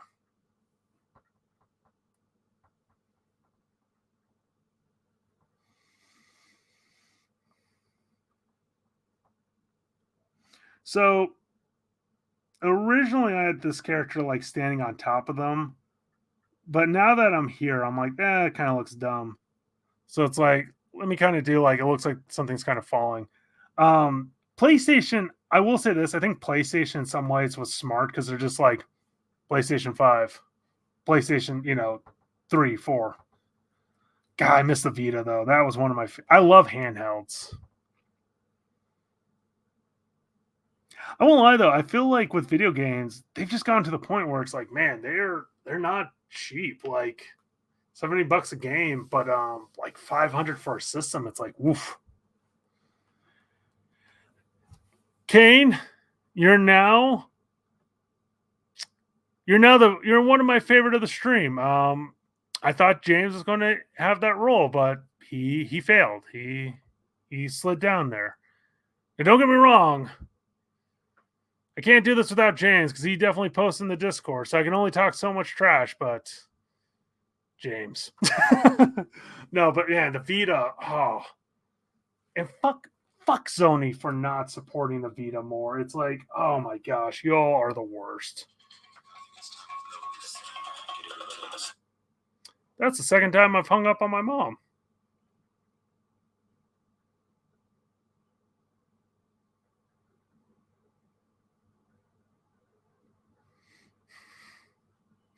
Oh, but man, um, the Vita never had a chance. Like, well, it's interesting. I feel like the Vita walked so the Switch could run. I never finished Gravity Rush. I love that game. It was a fun game, but I feel like the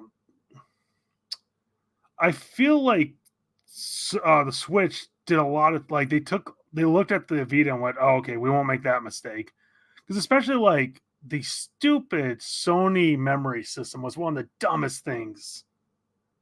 And here's the thing, especially when they're like, oh, we're kind of closing the Vita, so like we're doing all this stuff. It's like we're not producing games anymore. It's like fine, then make it a what's it called? Make it like you don't have to use the Sony stupid memory.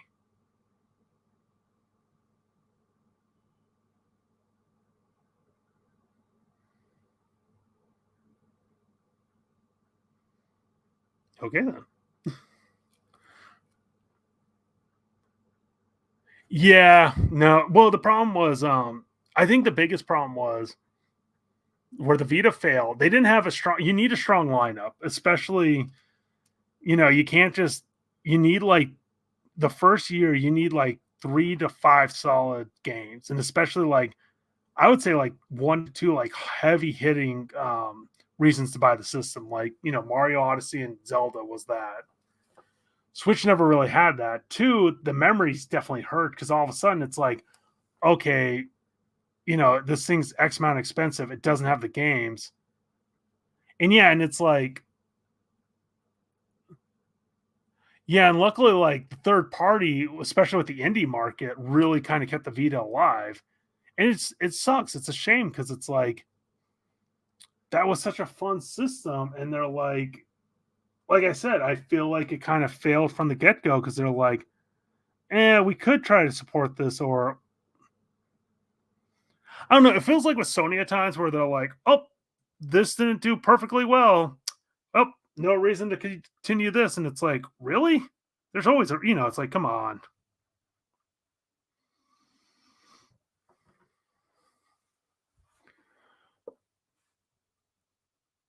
Oh yeah.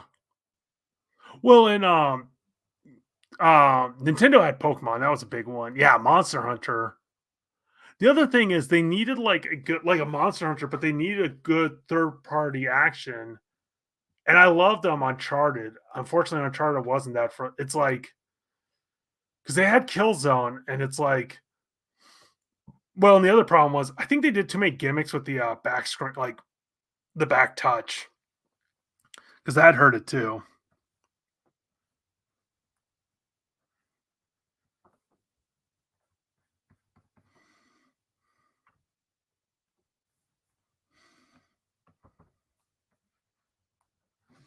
Oh, the Vita. Yeah, because I never owned a 3DS because I always thought that 3D gimmick was kind of like eh.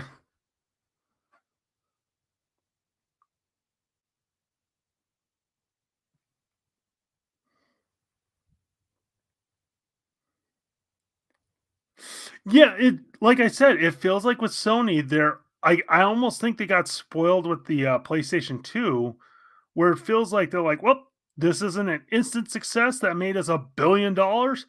Fuck it. And it's like, well, wait a minute. It's like this could be good if you put in a little bit of effort. It's like, nope.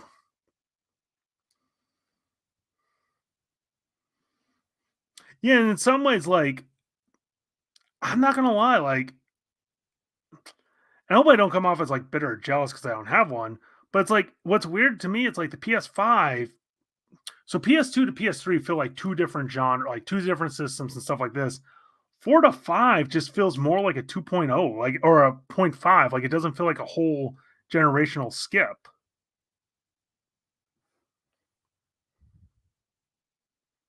Yeah, and I feel like the other problem with the DS and the 3D, those two screens, I think Nintendo realized it's like, oh, this is hard to repackage these games now because of those two screens. So even if you didn't use the 3D features, it's like how many of those games are we going to see again? Because it's like, oh, we got to figure out the whole two screen thing. I'll also say this: I feel like Nintendo's at the point. Like, I would love a collection of like the original Pokemon games, and especially like I would love a remake of Gen One. But it's like kind of what they did with Contra and Castlevania. But it's like, is Nintendo ever going to give us that? Give us that like a collection of games? Yeah, but I'm just saying with the PS5, like it just feels like it doesn't feel as exciting. Even like 3 to 4 felt like a very big, like monument thing. Five, it almost just feels like part of me is like, could you still be like, could you all still be doing four? You just wanted to make it more hardware. I don't know, man. Like I said, it's just everything's expensive, and I only have so much cash.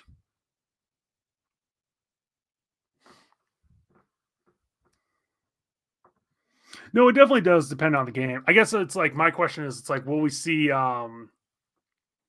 like the Zelda DS games? I'm trying to think of like some of those. I'm just saying, it's like it's like I don't know. It's kind of Nintendo's also weird because I feel like they put a lot of too much prop like because they're like, oh, our IP is worth so much, and it's like this game is 5 years old. Let it go down in price.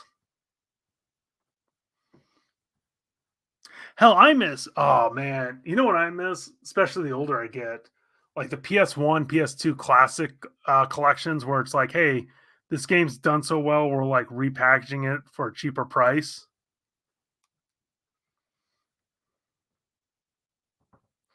Whew, I miss those days. Oh yeah, because of books I'm sharing. Speaking of old days, yeah, look at what I've been reading. I don't know why this just popped in my head, but look at this. Look at this. It's a light novel. Is it the best? Not really. It's put together well. I enjoy it. But yeah, speaking of 90s. Ugh.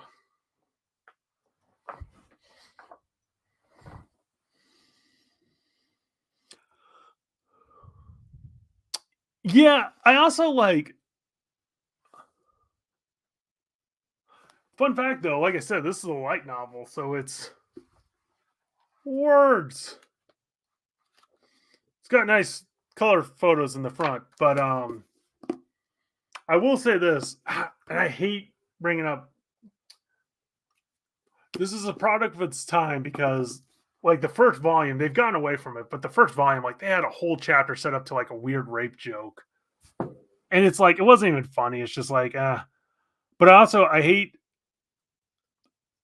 bringing up like trigger warnings and stuff because I feel like then the whole conversation turns into this. But yeah, like Slayers, if you like the anime, the light novel is a like just like the anime. It's all written from Lena's point of view. James is about to get banned, even though he's kind of right. Um, yeah, it's the manga or the light novels aren't the best, but I'm definitely enjoying them.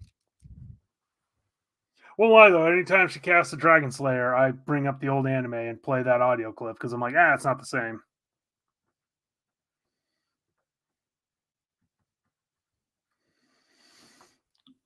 Because I'm also enjoying the Vampire Hunter D light novels, but I just hate how they're physically built. Like Dark Horse, literally, I'm like, man, y'all have put no time and effort into this thing. That's a terrible looking human. Mm.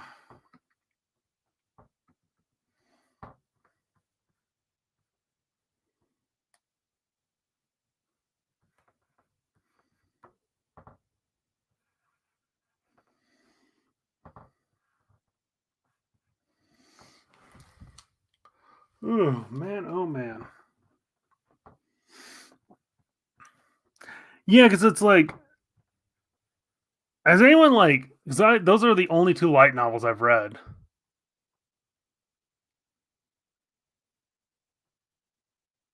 The omnibooks. Oh yeah. Um. The problem I have because I have the oh what's it called? Um. You can tell I'm getting tired. Lone Wolf and Cub behind me. The problem I have with those, because the same thing with the Vampire Hunter D, they just slap all three books together with no effort, no design. And I say that because it's like, okay, there's no covers, there's no table of contents. And it's like, at least I'll say this with Slayers, it's a nice hardcover. So they not only have the table of contents for like the volumes, like, hey, here's volumes 4, 5, and 6, but then they have one for each one. Like it breaks down the chapters, and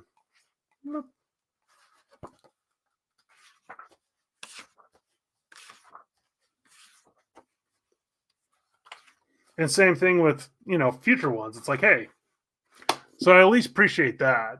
Like I said, with Dark, and I love Dark Horse. They're one of my favorite publishers. It just feels like with those omnibus collections, they're like, we know you nerds are going to buy this, so f you. It's like thanks. Because yeah, their library editions I think are some of the best editions. Granted, once they're sold out, you're SOL.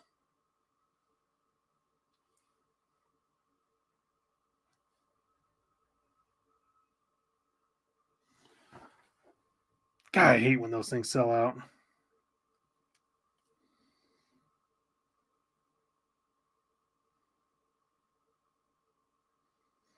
Hmm.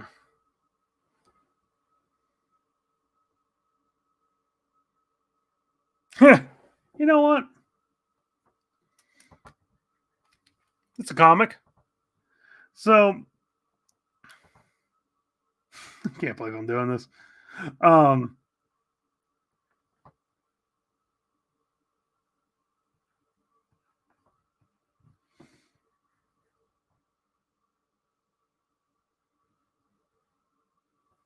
she might be too small for this, but I think I might make this one look like a Silver Surfer.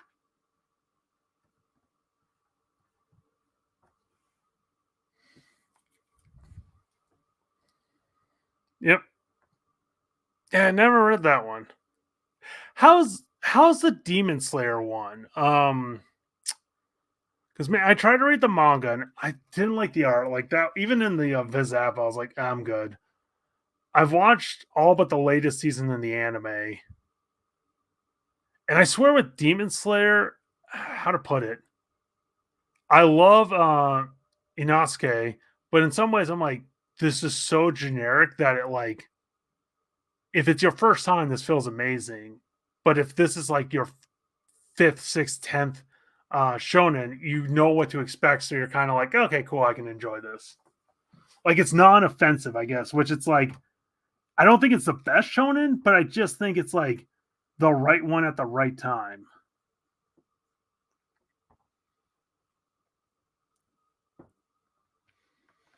I won't lie though, I was worried about the biggest worry about the stream was keeping up with the chat because I was a little worried about that, and I felt like I did a decent job.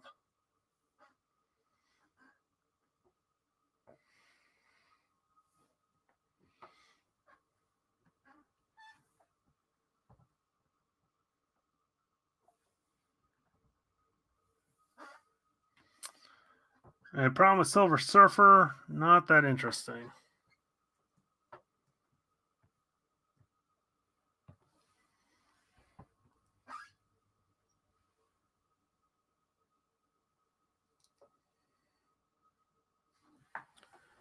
Ugh.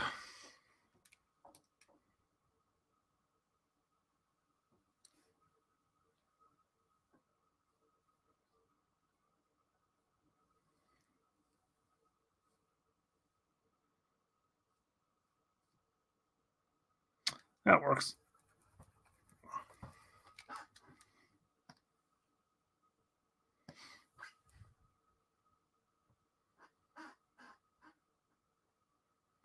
Yeah, that's a good. I think that's a good thing about light novels because it's like I think they're the same thing as like with manga because like manga's printed in a magazine, so it's like I think each chapter is printed like in its own magazine, so you're getting a collection of them. Um, but yeah, it's nice to kind of breeze through it.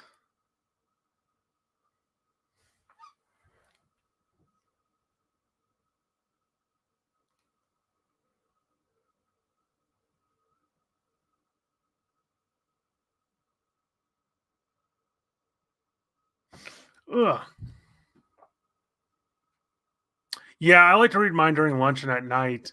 My problem is like I'll fall asleep or it's like it's not long, but it's like it's I have a harder time with prose than I do with comics because I think I've just read more. It's I don't know why. Like I said, especially I have a hard time. Like all of a sudden I'll be like, I am falling asleep.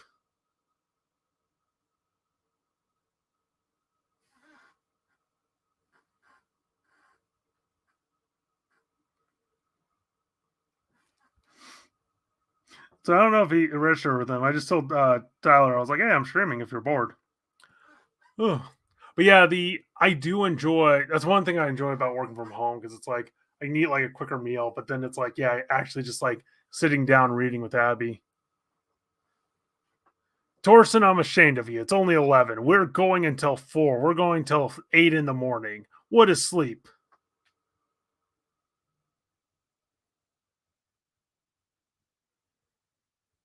Yeah, no, a lot of manga is like that. I will say this because, like,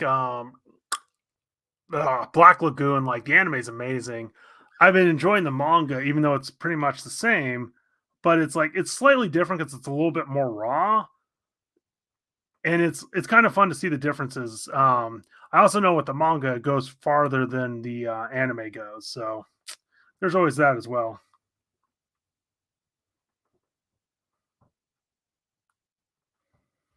But I get you because I feel like at the end of the day,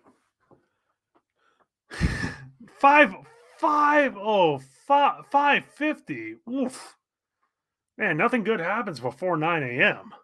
Good night, man. Thanks for joining me. Oof.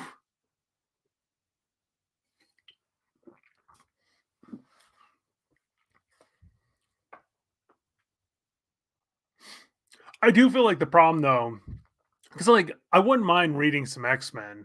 Um, I don't know if I want to read all of X-Men. It's like there's only so much shelf space, so much time, So it's like, no, I get it. Where it's like, especially it's like, if I've seen this in the anime, why do I want to see this again in a show? It's like, nah, it makes 100% sense. So I don't know why. I have a tendency, and I need to do more practice so I can catch these earlier. I always make legs way too long because legs should come up to like right below the midpoint, which is usually where the diaphragm is, right before like the middle of the body. Because what's interesting, it's like if you look at an hourglass of like a woman, it's right in that middle. With men, it kind of goes down and then straight down. But yeah, all of a sudden it's like, yeah, that knee is way too big.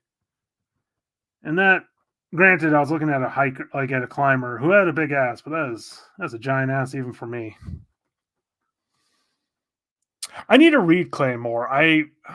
It's literally on my Viz. Actually,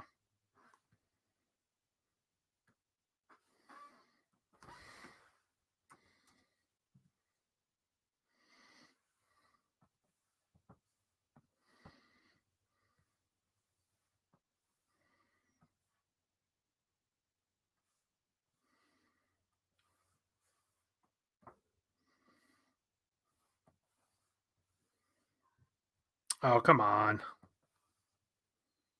there you are. So, fun fact: if you're reading, if you have the Viz app, there's more on the website. But like, yeah, this monster one shot. I think it's one of the old one shots from Oda. I haven't read it yet.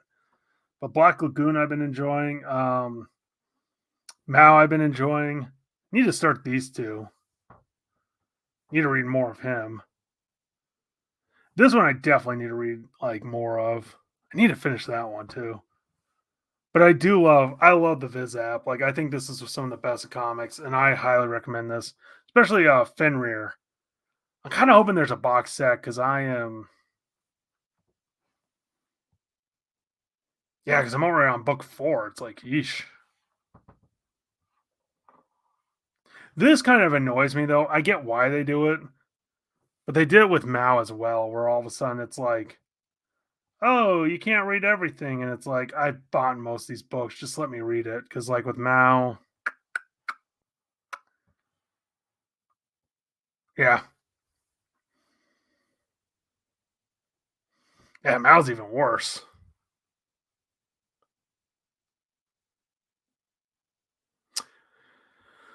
Well, the problem too with well, well,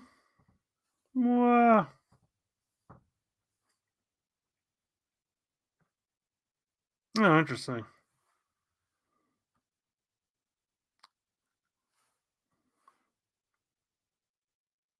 Uh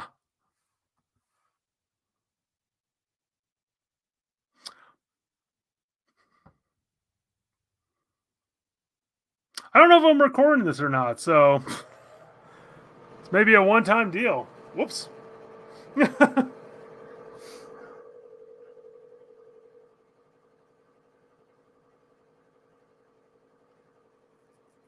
I'm not against it though, mainly because it's like I get like not everyone can come to things. And I think like not everything should be like once in a lifetime. But it's like I'm a smaller channel. It's like, screw it. So many people are watching now. 5. Wow, we're dropping. We are dropping.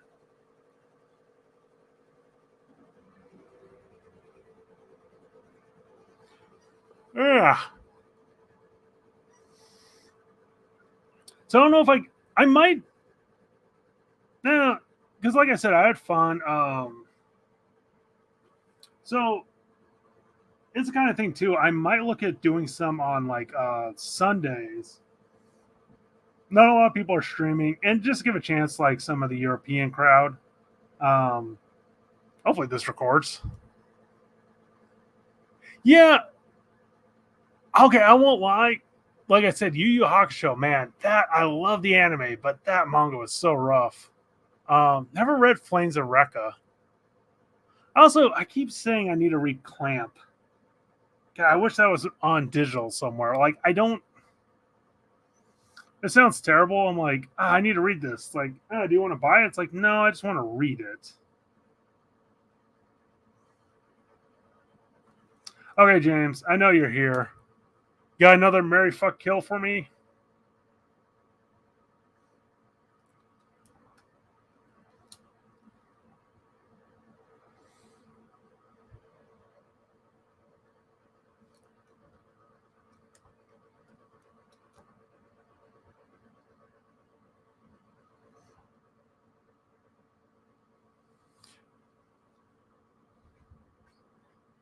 He's not prepared. Interesting.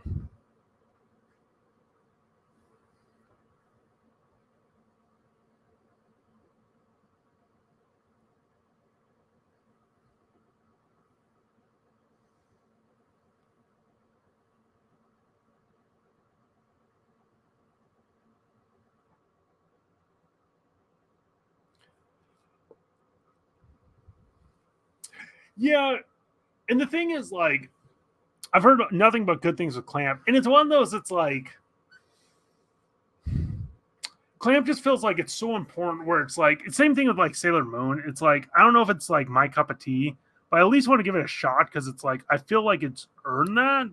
But at the same time, because it's like I love Rumiki Takahashi.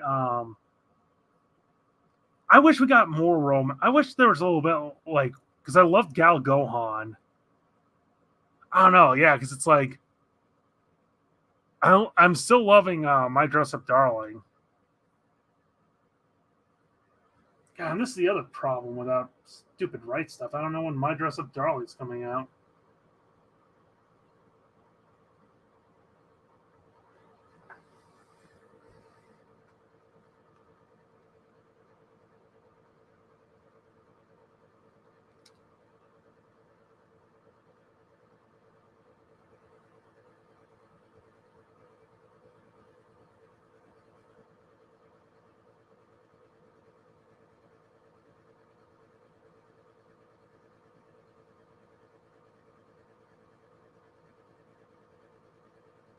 Okay, April. Yeesh, it's taking a long time.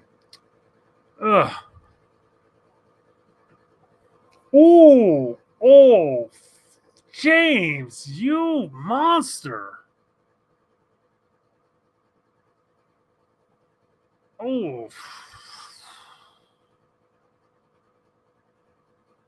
god damn, that's mean. Oh, that is mean. Okay, oof.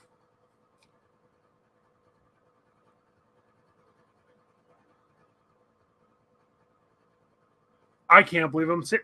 Oh my gosh, childhood me is traumatized. Okay, you got to marry Salma Hayek because it's just like she's aging like a fine wine.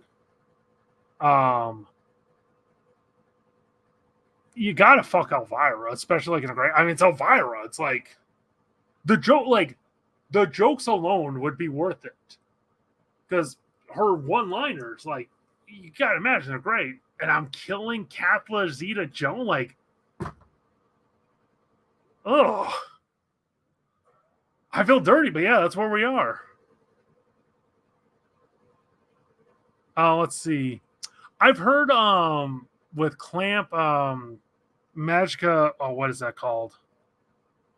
Gravitates towards Exholics. Because what's the one? It's the Magical Girls in the Mecha. Because Tina always talks about that one, and it's like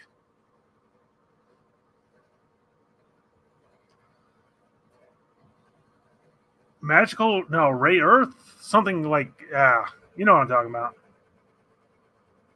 Catherine Zeta Jones. Oh my gosh. Yeah, Magic Knight Ray Earth. That's the one. Yeah, because I feel like I would enjoy it. My thing is, it's just like, well, because like, okay, with Vinland Saga on Comixology, they put the first three books, technically the first six because it was 2 and 1, but they put the first three out there that you could read. Then you had to like buy the rest. yeah, all of a sudden it's like I'm hooked.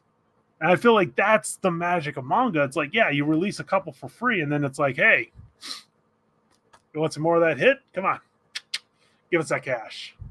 Um, Also, you know, it's a series like, see, and that's okay. I've never watched Sailor Moon, and I need to. That's one of those.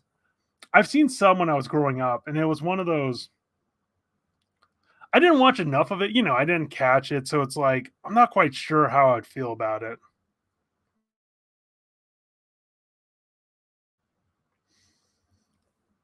And I've heard like I know the like I've heard like nothing but good things with Sailor Moon. So it's one of those, like I said, that's been a blind spot I need to rectify.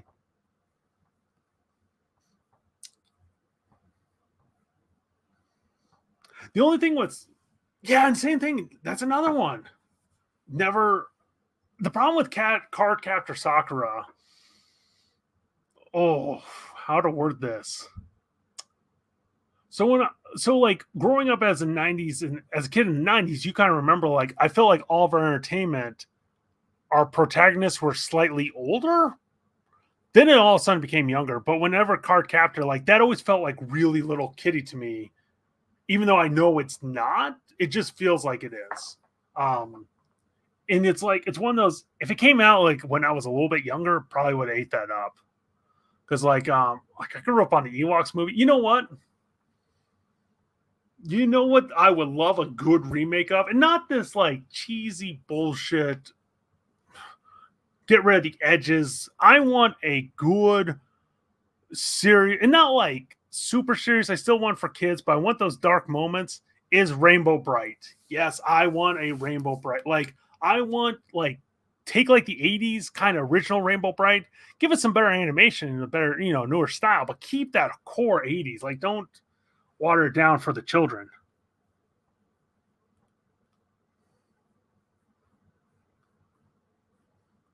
Ah, Rainbow Bright though. Yeah, because it's like, what's another one? Like Sergeant Frog, I never got into because it's like, you know, when that came out, I was like, what the hell is this? Oh man, that show like I had older cousins who were girls on my dad's side of the family. So when I went to go visit my dad's side of the family, I am like 90% convinced they showed me like VHSs that were quote unquote like skewed for girls because of my cousins. So it's like because I grew up like I love The Last Unicorn. That was such a good movie. You know, there's certain things, and it's like because you know, especially back in the day, there was clearly like this is for boys, this is for girls. So yeah, card. I need to give Card Captors a try. The more I think about it, ugh. Let me try this, man. I've been having this in my ear a little too long. Ugh. Oh, Kane, Kane, Kane, Kane, Kane, Kane, Kane, Kane, Kane, Kane. 1,000% yes. Especially with the cowards. Especially, I would love a remake of the show, but if you're not going to do a remake of the show, do a comic. And oh man, I might be like shooting myself in the foot here. I don't like that all these like Hanna Barbera's and stuff are going towards Dynamite, and it's like nothing against Dynamite. One, they spent a. Oh, I might be shooting myself in the foot here. I do feel like with Dynamite, they spent a little too much money and energy on the cover game because it's like, how many covers do we need for issue one? You know, hire a better artist. Two, oh, I really might. Two, but it's like, yeah, especially like Disney. I wanted like Marvel's Gargoyles. It's like I want that. Yeah, Pirates of Dark Water, especially. Oh wait, Kane, do you know? You know what? You probably don't. There's a comic company.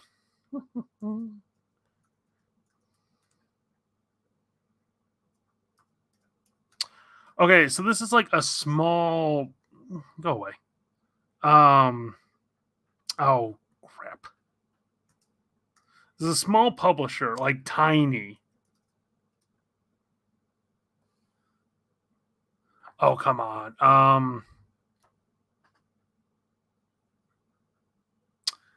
I know it's Gateway. Like,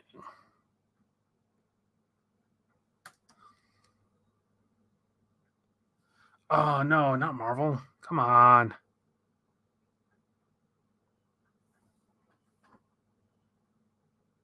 No, that's not it.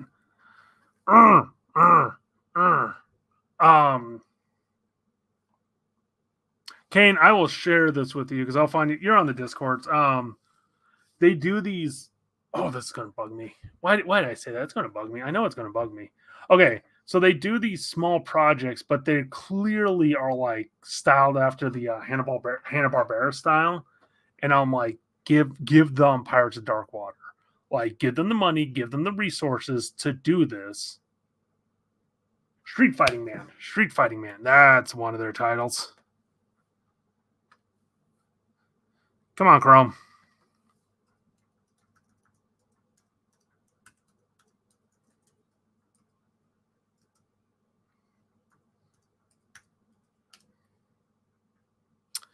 Grandway Comics. Grandway Comics. Okay. So they have 3 titles: Space Cowboy and the Triumphs. Not my favorite. Um, Street Fighting Man, like literally 1,000%. This is another one where they don't give you the sample. Boo. Ah. This is stylized off of old. This is the print. Dang it. Dang it. Wait a minute.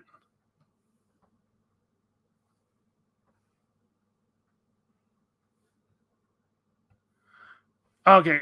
You can kind of see it there. So they have this book called Laser Boy and Wild Child, but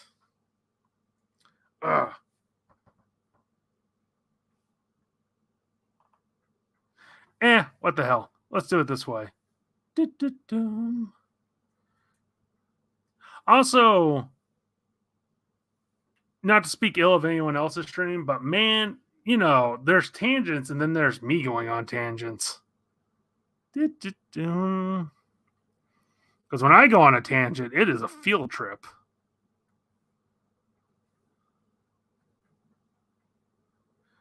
And all these books you're seeing are 100% legal. So, yep. Here it is. Okay. But look at this. Like, they do like a painted background style. And it's like, this is what I want.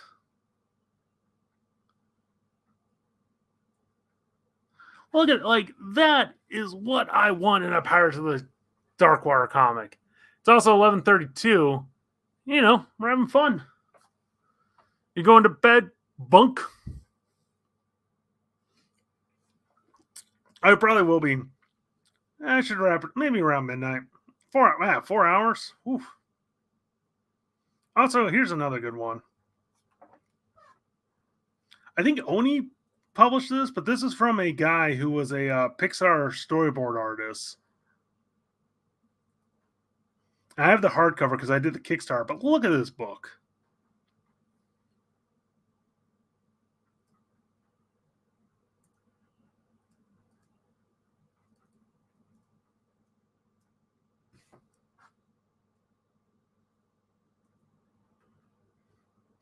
Yep, not to spoil, but man, look at that book. This is a one pal of mine. Pal of mine. It was on Webtoons.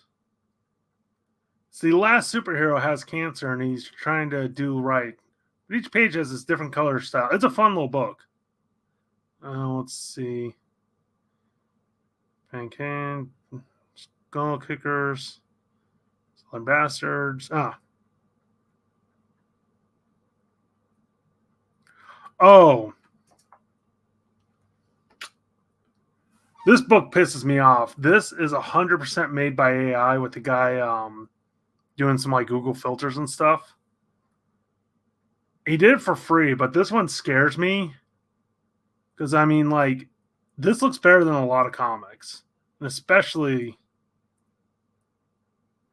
like that's impossible for a human to draw. and it's like this horror 1970s. And granted, like, yeah, the faces screw up, the hands aren't quite right, but it's like, especially like that for a first attempt, it's like, holy shit. And if memory serves right, like, he made the props, he took the photos, put them into like,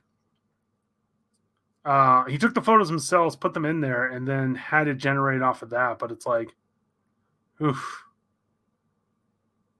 There you are.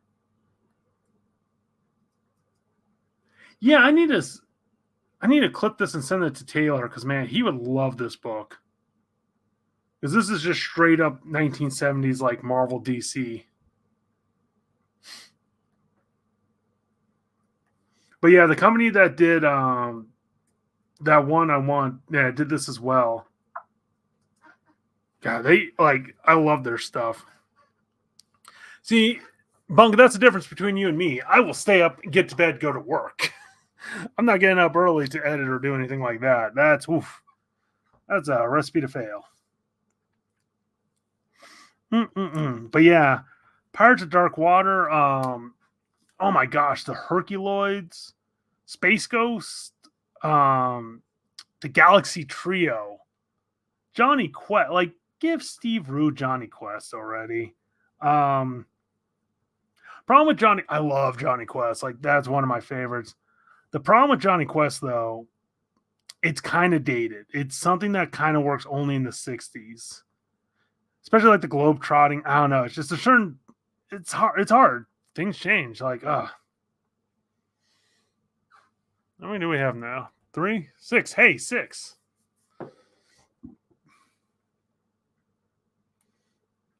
Oh, fucking A.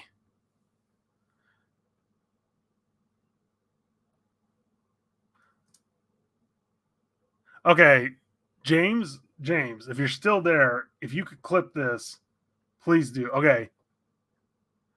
This is one of the best comics I've ever read, period. And I'm saying from penciling, ink, and coloring, lettering, like everything about this, the writing, it's one of my favorites. I'm pals with most of these people on this cover, but like they delivered hard. So this is Thomas River. It's a CIA agent who he basically comes in here and he's the guy who like super agent delivers the mission. So what's cool is as a Kickstarter, they did these daily strips for the first month before the book like got launched on Kickstarter. So that's where these are. But this is like one of the best. Like like it is so vibrant. The lettering is amazing, and the art and like the payoff is so good. And I want to show you more. I desperately want to show you more, but I don't want to spoil it. Like, I can't recommend this comic highly enough. No, it's all good, James. Just make a note. But yeah, this is one of these books I want more people. They've only released the first like issue, and I think it's only how many pages is it? It's like I think it's only like 30 page. It's not a lot. It's like a oversized like issue 1, like basically. But man, Thomas River, I cannot recommend that book enough. I cannot wait for them to put out more of those books. And these digitally. Go fig. Also, since we're here,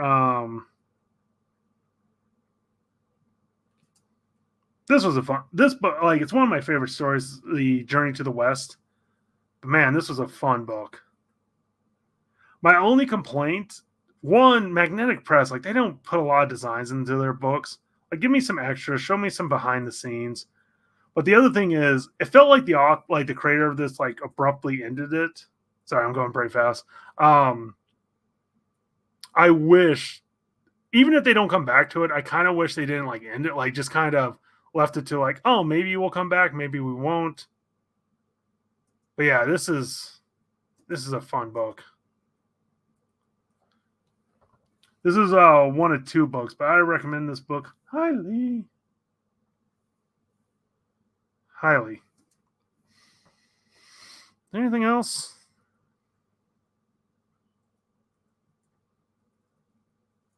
Something back. Oh, yeah. Guess not. Where are you? Recognize that name? This is my old webcomic. Let's see. Right now, it's the Thomas River one. It's Kickstarter only. The publishing company, they've done like plastic. They've done a lot through Image. So I think the plan is once it's all done, it will be like collected and probably published through Image. The problem is the artist who's doing it, Brian Stelfreeze. Man, he is giving it all, especially his backgrounds and the pages I want to show you all. It's a major, like, huge spoiler, but it's like, holy crap. He has put more effort in like one of those panels than most people put into a book. It is insane. Um, so yeah, that one I recommend highly. This one is from my old webcomic, Scotty Odyssey, which is Calvin Hobbes meets Johnny Quest. And this was my Christmas story.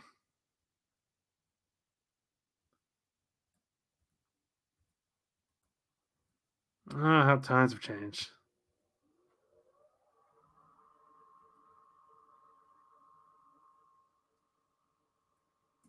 I miss these characters. I definitely want to get back to them.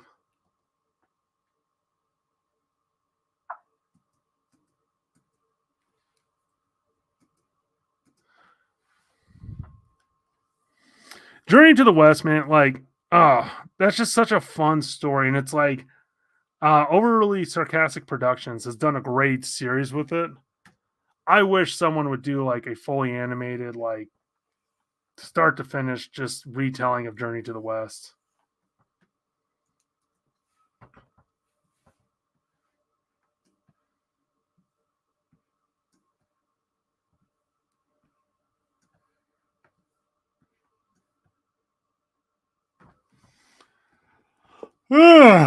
Okay, I think midnight. I am calling it. So that is your 18-minute warning. I can't honestly, y'all. I can't believe it's been 4 hours. It feels like it's been an hour. So I've had a blast. So thank you for listening to me ramble. Um, I got no expectation with these. Please, I guess I should do this. I should have done this at the beginning. Please check out Bang Ballad of the Tiger. It's my comic. It's my pretty old darling. I enjoy it. But yeah, it's like this was just a lot of fun. Yeah, I keep hearing that.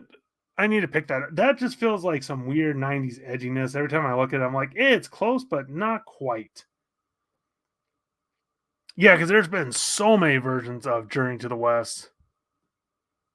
It's crazy is there's been a ton of hentai versions of Journey to the West. Um, but man, that story has influenced so much.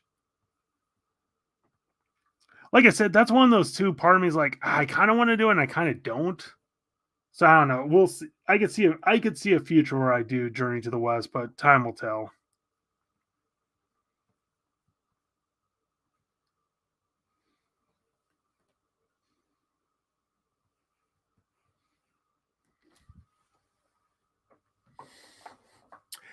Is I guess maybe I should. I forgot it was an anime series because maybe that's the better way to do it sometimes because it's like there's only so much shelf space and money. But yeah, it's like I could watch an anime.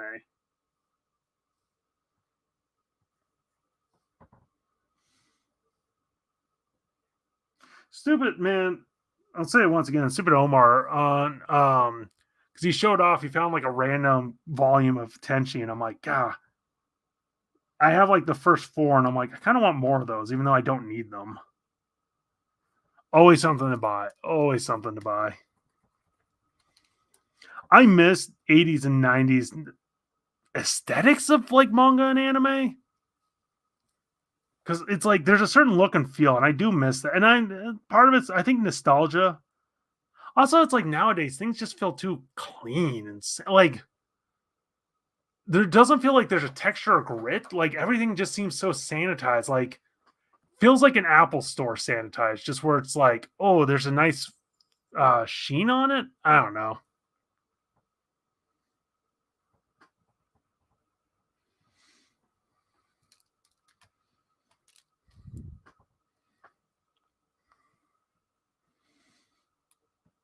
Uh, oh, have you ever, Kane? Have you ever read Oh My Goddess? Because like I grew up on Tenchi, loved, especially Ryoko. Ah, that was my first waifu. But what's crazy is Tenchi clearly just like Tenchi clearly like looked over at Oh My Goddess and was like, "Oh, we could pull this. We could we'll change enough just so it doesn't look like we copied it." Um, but yeah, Tenchi, it's like that was what's weird is that was such a classic for like our generation in the '90s. Then it just like disappeared off the face of the earth. Because like you hear like you don't, it's crazy how like Dragon Ball's lived on, Sailor Moon, a lot of stuff. I highly recommend. Oh my god, it's definitely. I was so happy when those omnibuses came back because those were worth the price of admission.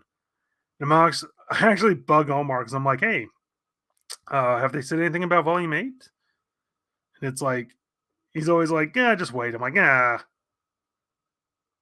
Because, yeah, Volume 7, especially they're paperbacks, but man, they're actually nice collections. I do like those. They're bigger, they look better. Like, I recommend those highly. And it's like, it kind of sucks it's not getting the deluxe treatment, but I'm glad at least it's getting that.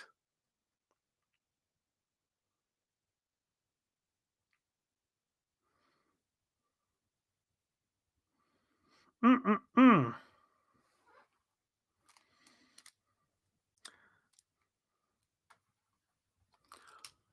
Ugh. But man, Tenchi. I think the other thing with I think our generation, like I don't know if it's an American thing because it's like we went from like having like no harem to all of a sudden it's like because there was Tenchi and oh, what was the other one? Oh my gosh, I can see it right. I never got into it. What was the other big harem? Come on, James. I know you're asleep. What was because I swear Tokyo Pop published it.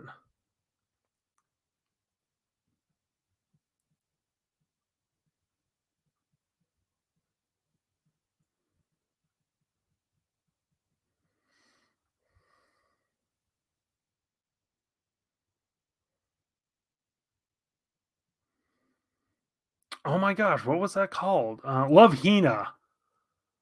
Oh, Love Hina. Yeah, I feel like you were either like in the Tenchi camp or Love Hina. Well, yeah, now I got it, James.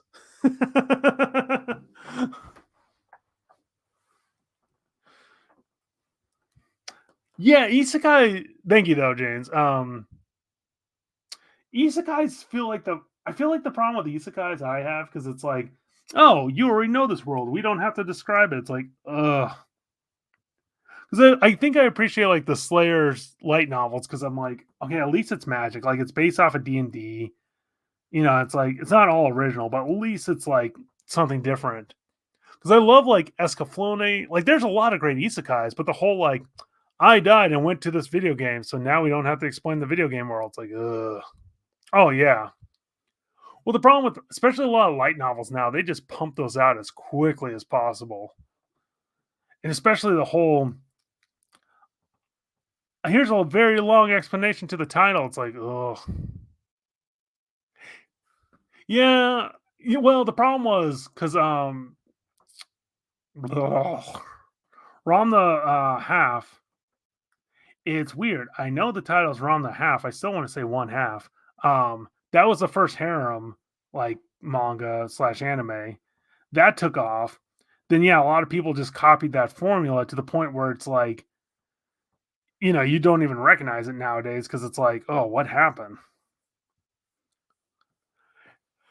And I feel like you can do a great isekai, you can do a great harem. It's depends on the creators and the imagination. Actually,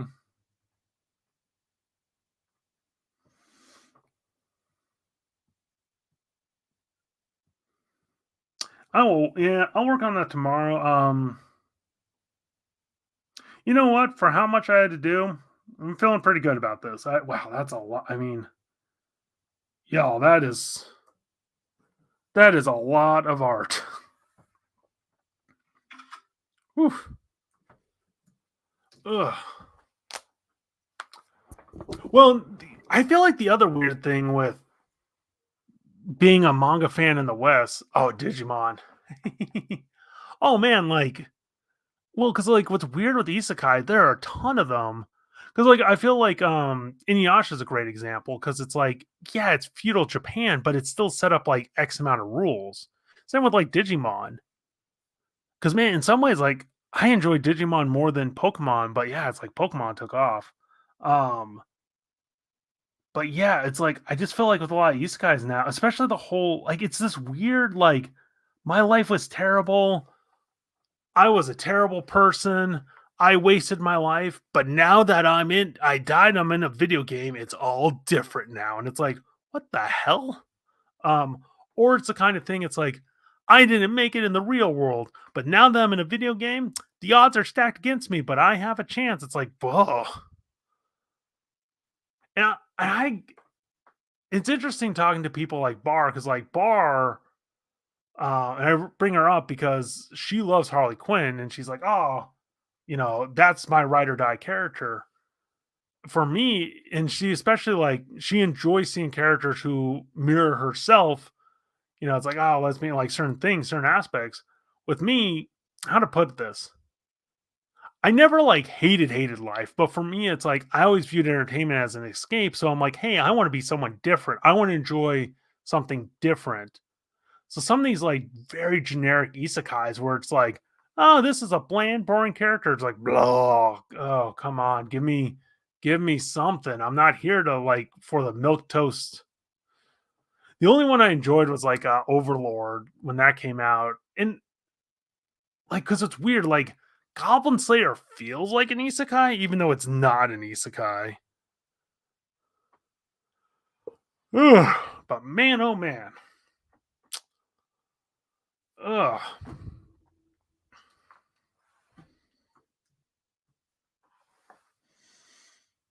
So let's do this.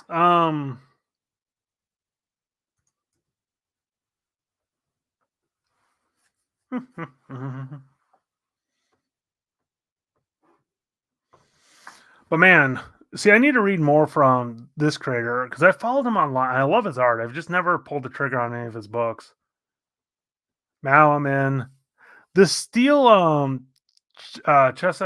I might do that tonight. I download the sample from Viz. I might check that out. I'm kind of enjoying this. I wouldn't mind picking up the first two. It's a shelf space. It's like I don't know if I want to go down that road. These I want to get for a pal, but I just picked up these deluxe. I love Black Science. Like that one I recommend highly. Usagi Jimbo, I'm so glad that's coming out. I need to pick up 3 and 4. I should do that.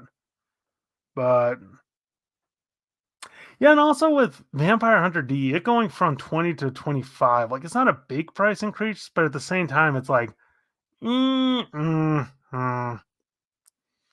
like I feel like they kind of know it's like, oh, collectors want to collect, and it's like, God damn you.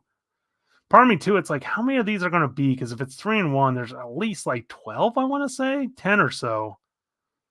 Um Fist of the North Star, been loving that series. I won't lie. I know I have it. Don't I have it saved?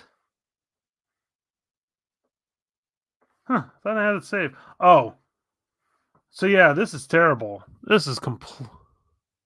Yeah, that's sells. I'm hoping it's good. But yeah, this is terrible. But this was like these were some of the comics I grew up in my childhood. I remember I'd get like random issues. Like I never got like two in a row. So part of me is like, I won't lie. If that thing was like 40, $30 for sure, but even 40 or 50, it's like, there's a good chance I'd pick it up. Um,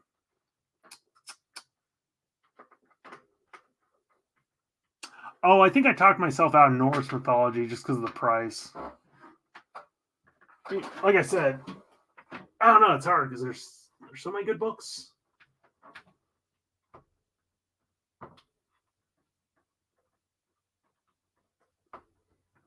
Oh my gosh. Ugh. Sorry, trying to plug in my laptop without looking at it. Fear Agent. I hate to say it, that's a Jess and Omar pickup because they both raved about that book. Moonshine, that was another one. I'm a little upset I didn't get Innocent at $7, but what are you gonna do?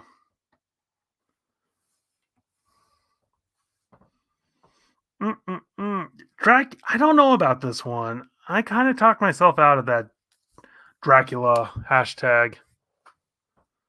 Conan, I'm excited for. Conan, I'm excited for.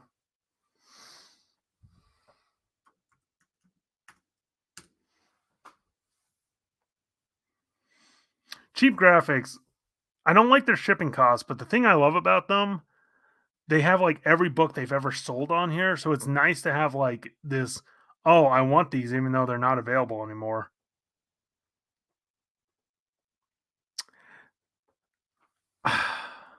I want that Lone Wolf and Cub artist edition to be better. Uh, like, and not to be mean, I wish Dark Horse would like redo it, especially or have Image do it. It's like, yeah. Hillbilly, that was a series I loved. I keep hoping that we get a library edition of that. These these EC ones, like I enjoyed them, but I don't know. Some of them are. I enjoy reading them, I guess, more than owning them. If that makes sense. I've read Blankets, never owned it. That was a library, and it's one of those I need to rectify.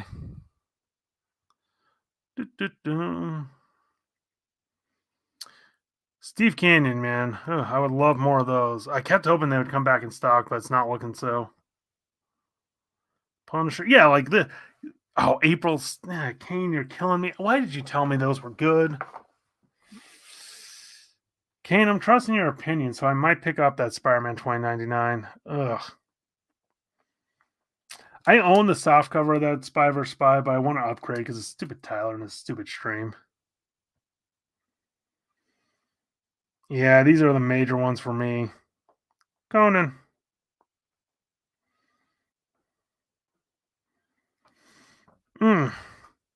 I love the Witcher games. I love the Witcher books. I wish. Yeah, the 2099 cuz I know it'll be cheaper on IST, so it's like I'm hoping it's like 70 or so bucks. 3 people watching, man. Down to the wire, but it's all good. Fear Agent, artist editions, artist editions, artist editions. Conan.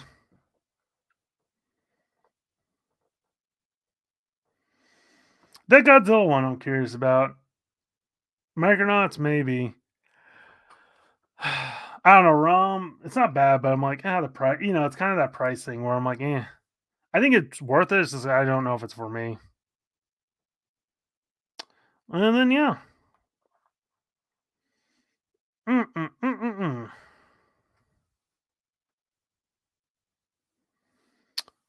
Into the Void. Yeah, got like 2 minutes left, so I like John Big John Buscema. Sal, I'm kind of hit or miss. I think part of it it's the FOMO. It's one of those. It's like I think if someone I knew had ROM and I could look at it, I think that would question it. It's one of those. I'm probably never going to get ROM. I entered the contest. I didn't win it, which is fine. So it's one of those. It's like I don't think it's for me, but it's like I'm curious. I guess that's the thing with ROM. So, ugh, I don't know what. I had no expectations with the stream. I'm glad people came. I'm glad people stuck around. Hopefully James is asleep because I know he goes to bed about an hour ago. But yeah, so 4 hours went by so fast. I can tell you, we will do this again. My voice is kind of shot, but anyway, thank you all. Please check out Bang the Battle of the Tiger on Tapas, Webtoons, Patreon. Best way to read it, I think. So yeah, you got a little sneak peek on that. Thanks for listening to my ramblings, and hope you all have a good night.